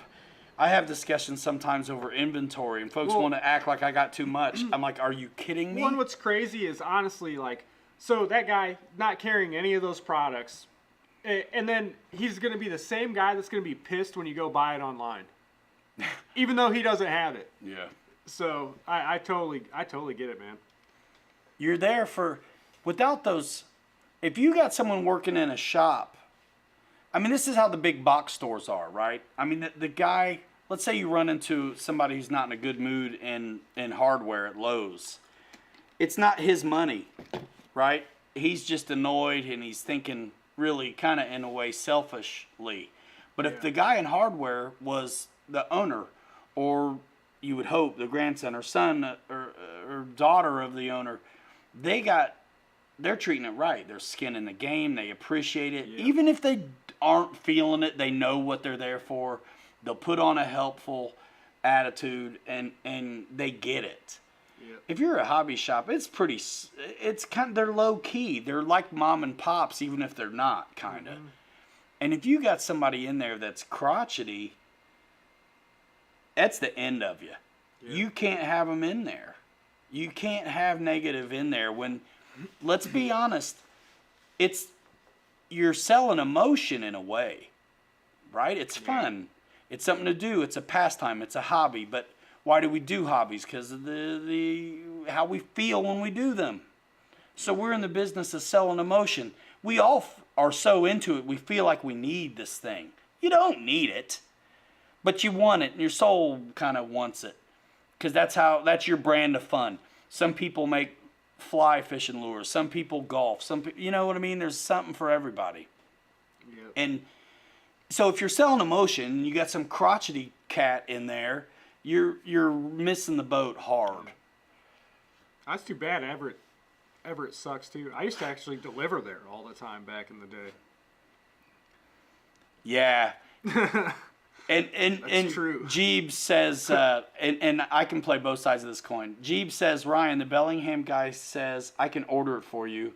I always say, thanks, so can I. I can do that in 2022. Now, I used to feel the same exact way until we had a shop, right? Now, two things. There are some things, if it's new, first of all, you should just have it, or you're also missing the boat. You should just have it. To special order something you should have, it's commonplace, props, batteries, receivers. To have to special order that, or a new plane or something, that's totally a nuisance. I would say, yeah, that store's missing the boat. But there are some things that are like, you're not going to, very rarely are you asked for it. So I understand certain things. Like, I got to be honest, we had a Draco sit on the shelf forever. Since before we had the store, it just went last week. We got the keys to that place December 1st. It sat there. That's a long time. So. That and the Vendetta. Yeah. Forever, man. Still, right? Yeah, still. Yeah. But we did sell a handful of them before that one just stayed there. But the Draco, that one was sitting there before we got the place and just sold this week. So. The Draco is one of those planes, though, that like... I'll special order it for you. Exactly. Because it's $630 retail. It costs us a lot, too. And it's not everybody's jam. Like, some guys want it just to kind of hang up on the shelf, where I think that's a good spot for it. And then other guys, you know... Jeeves, that's awful. And you have to be in love with the industry part of it as much as... Solely bare shells. Products itself to keep customers coming, because you are competing with it on... The only reason I would say... You guys have all heard it. Hobby shops are dying. That's why. The reason we are gravitating towards the businesses we're doing is because there's more than a store there. There's an experience. With Cali, it comes with a race program. There's loads of opportunity. There's lots of outdoor stuff. Real strong relationship with that killer club at the Coachella RC place. This one we're doing here in Indiana... Race tracks, one inside, all winter we can do it. 8 scale outside, you're not going to do it in the winter, fine.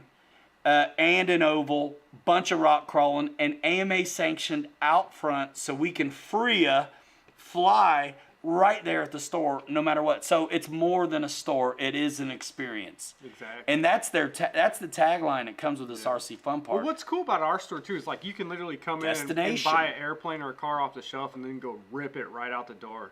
Like you don't even have to have that.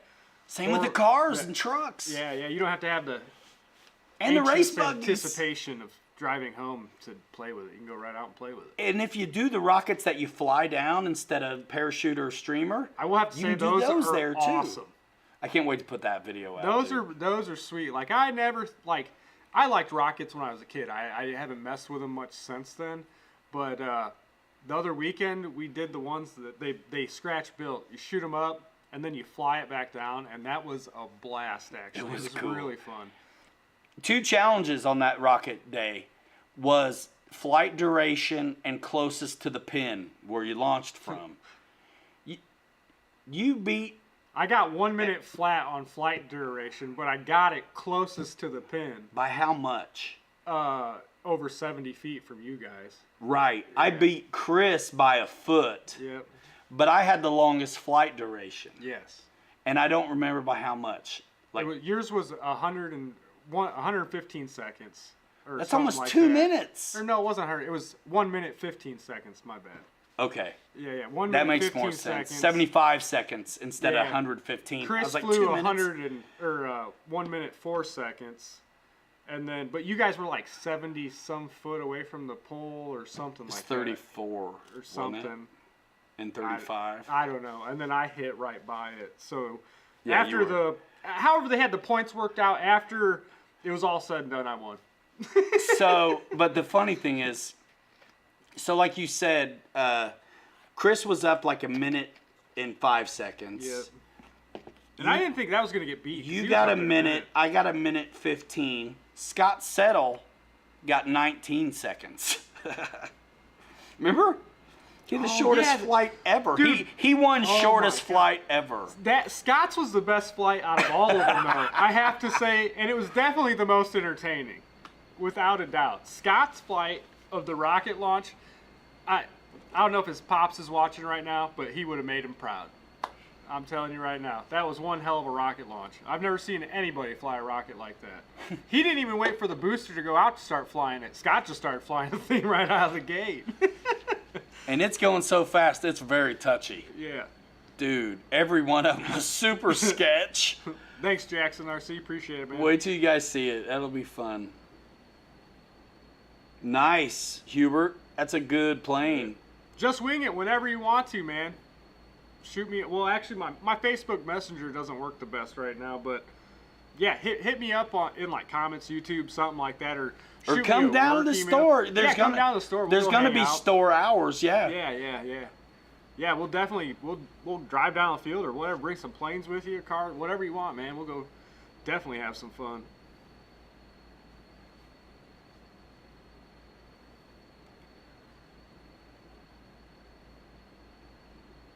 Oh, shoot. There you go. Dude's got a 182 in the box. You better get it out, man. That's an awesome plane. I'm saying. That's the best Cessna out, I think, in my opinion. It's the best foamy scale looking one. Yeah, I love it. I think it's a little easier to work on the nose strut if you prang it. I love the Cessna 150 from E-Flight also, but I like the trike version more than the tail dragger, believe it or not. I don't know, I just think something about it, I just think it flies better, you know what I mean? It's hard. Hubert asks, hey, Ryan and Bobby, don't answer this. Hold on. Hey, Ryan and Bobby, what's your favorite sport jet? Let's answer on 3. 1, 2, 3. Viper 90. Yep, all day long. How can you not? Yep. The Viper 90 is hands down the best sport jet. I mean, I like that one a lot. It's my total favorite. I like the Sirius. I feel like the way the Sirius flies, and to me, I think it's due to the size of the control surfaces. Yes. The way it moves feels like if there was a vintage sport jet. Yes. I feel like that's how it would fly, right? Yep. Big Jim, that's a good question. So, any new affiliate brands as part of the new store? Most of the stuff that we sell at the store, it is companies we've already have that kind of relationship with, or it's like Horizon. All the brands that Horizon has, if you can't get to our store, you can always do that affiliate thing, or go right to Horizon, or go to the hobby town close to you. You're going to be able to get this stuff. You know, aside from X-Fly and Dancing Wing, we have access to all of the brands that everyone else has access to. I think what makes us good is we actually play with all this stuff, know this stuff, or someone who does. Like we're involved in all these communities because we're like we got a more like a diverse palette with RC, you know, that just kind of happened accidentally because of what we do. I mean, would you have thought 2 years ago you'd do surface or crawl or any of that? No, I talked a lot of crap about He surface. talked all kinds of mess. I was like, oh, cool, you can drive a car. That's hard. And then I picked up his Sentin one day. They left here at the shop. I was like, all right, this is totally cool. It's not what I had when I was a kid, that's for sure. No, like, they're good. They're way better. I was like, holy smokes. And now I own like 15 darn cars. Oh, the pile of stuff he's got right now. He won't have to open any boxes for demos. No, I got a lot of stuff. A lot of my vehicle collection and some of my airplane collection lives as demos at the store. I mean, we're not letting customers like fly planes. Yep. Some of our buddies can. So. Good night, Just Wing It. Take it easy, man. See you later, man. Hit me up. We'll go fly, man. But like, you know, there's some cars that are like super special, like the kit I built. But for the most part, like all of my crawlers and bashers, I'll let folks rip it. You know, it's a great place for it to live. So as cool as they look shiny and all, you know, ours are kind of dirty and dusty and they've been used, and we can speak to their durability and stuff from a real standpoint, because not only are we beating the snot out of them, but so are all of our buddies. And we've seen a bunch of we already know how to fly these trucks, throttle control and stuff at this point. Yeah. But our buddies have learned on our stuff, some of them, and it's beat them up. And some stuff hadn't broke at all. The body, we're through 3 bodies on one, but the thing hadn't broke yet. I mean, that's a testament right there. Oh, yeah. Yeah, you got 8 now. I mean, it goes nuts. It's how it goes, you know. And the crazy thing is like, my other half, she knew I was always bringing planes home and stuff, but then the cars, ugh. Just Wing It. You ever listen to the band Wilco? Wilco. It's a good time, actually. I'm not sure if I know who that is. Wilco. It's pretty mellow. I liked it. Quarter throttle or no throttle? Watch the videos, listen to the throttle, man, and also the Instagrams. You can hear the throttle. It kind of, there's no one answer because it all depends on airspeed. It depends on how you start your approach. Yeah. If you're high, you might be able to coast it in on a dead stick. No throttle. If you're high, that's because you're trading altitude for speed. But if you're shallow, you better be in the power. Yeah. So it could vary. It depends on where you're trying. Like if you're trying to wheelie that thing, you know, yeah. I mean, a lot of times you're more in the back pressure and kind of working the throttle out to where you need it. But yeah, I mean, start out high and a little bit further back and just see what you need. Keep making small corrections and then just keep doing it and doing it.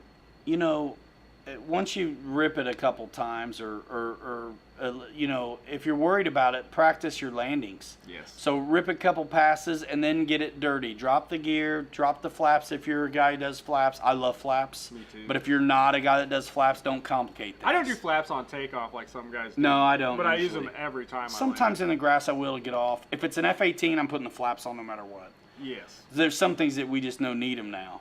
Mm-hmm. But and don't get an F-18 too slow; it'll bite you. But practice the slow flight. You know, I mean, don't go too slow because it'll tip. But I like 5,000s in it. I don't really like heavier than that.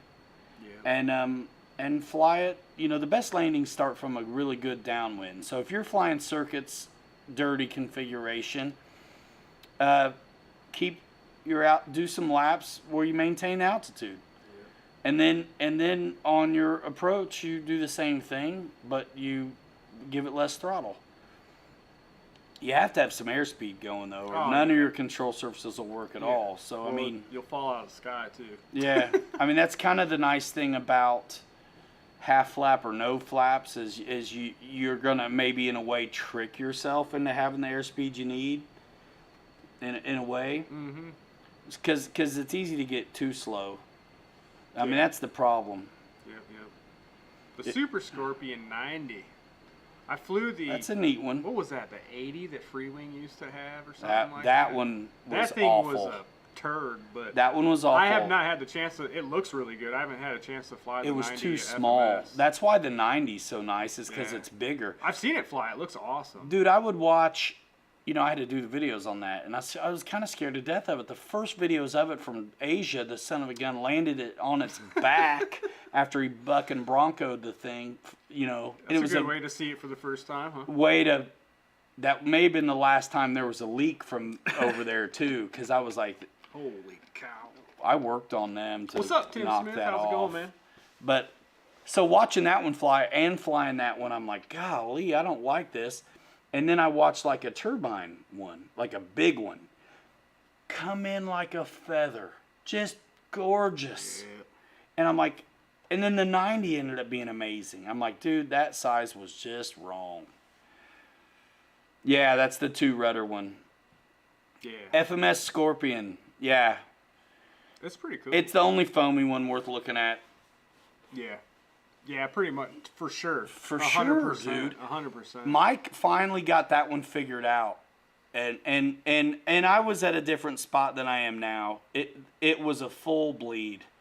It had to be a full bleed, but it wanted to stall on you, and everybody says the flaps would blank out the elevator that was super close. I could see that. The way that wing was. It's kind of a odd design. I worked my butt off. That video I made for them, I worked my butt off to get it to look as nice as it did.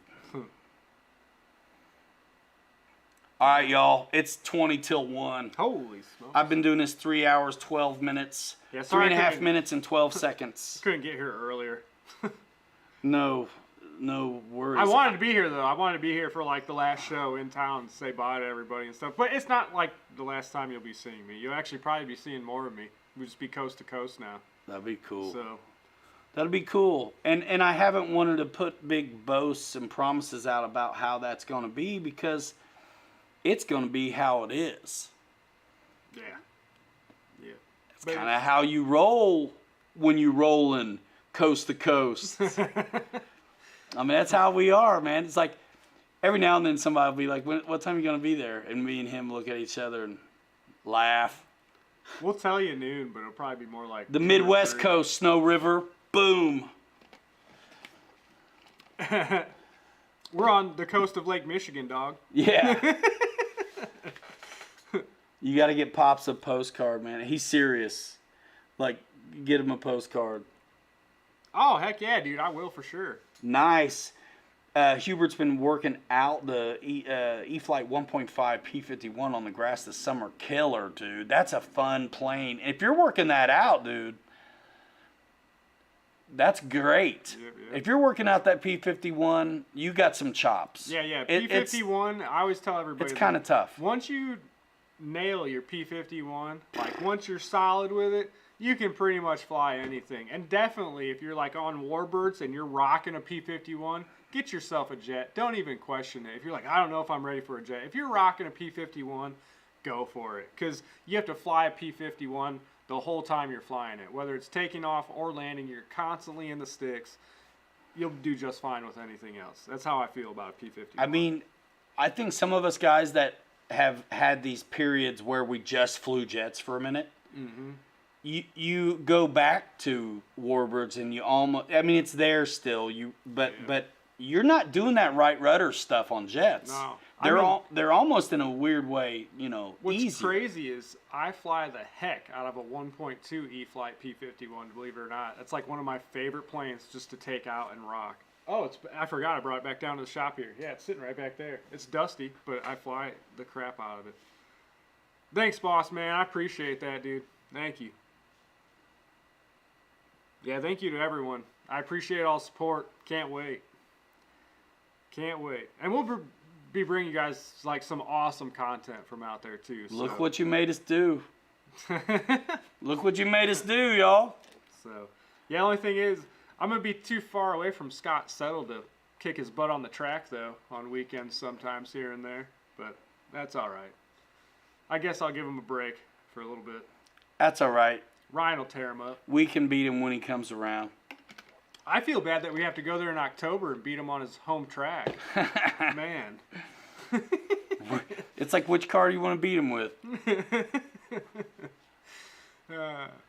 We have a ball. I'm telling you, all you need is an flat track, oval, whatever. Anybody can race. Yep. You don't have to be good. You don't have to know how to jump. Yep. I hope I see all of you at that Bigfoot event coming up at the end of October too, because that is a show definitely not to miss. It's one of the best shows all year.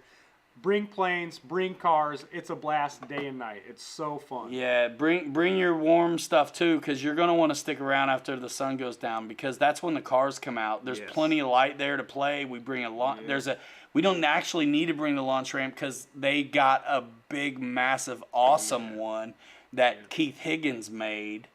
That's the one that's on the Instagram where I have the X-Max and I'm back flipping over you flying underneath me. It's so legit. And the planes don't completely go away at night either, trust me. No, they don't. We have some fun Look at the scroll back through the Instagram. There's a bunch of Alabama fun on there, especially if they start throwing challenges at you. He'll do it. I'll try it. It is what it is. Most of the time. I think there's so much light there, you flew planes with no nav lights even. Oh, yeah, I did a few times. Yeah. Crazy. Guys, you're the best. There he is, man. We'll be seeing you. We're going to roll in 5. Hanger Rats forever. 3 you later. You're too good to be forgotten. We'll see you on social. See you next time, guys. Appreciate it. Peace, dudes. Another one in the books. Thanks for coming. We'll see you guys soon. And I'm going to quote Scale Builders Guild. He goes, love you, bye. He says that at the end of everyone. I think that's great. I might want to steal it. See ya. See you guys. Bye-bye.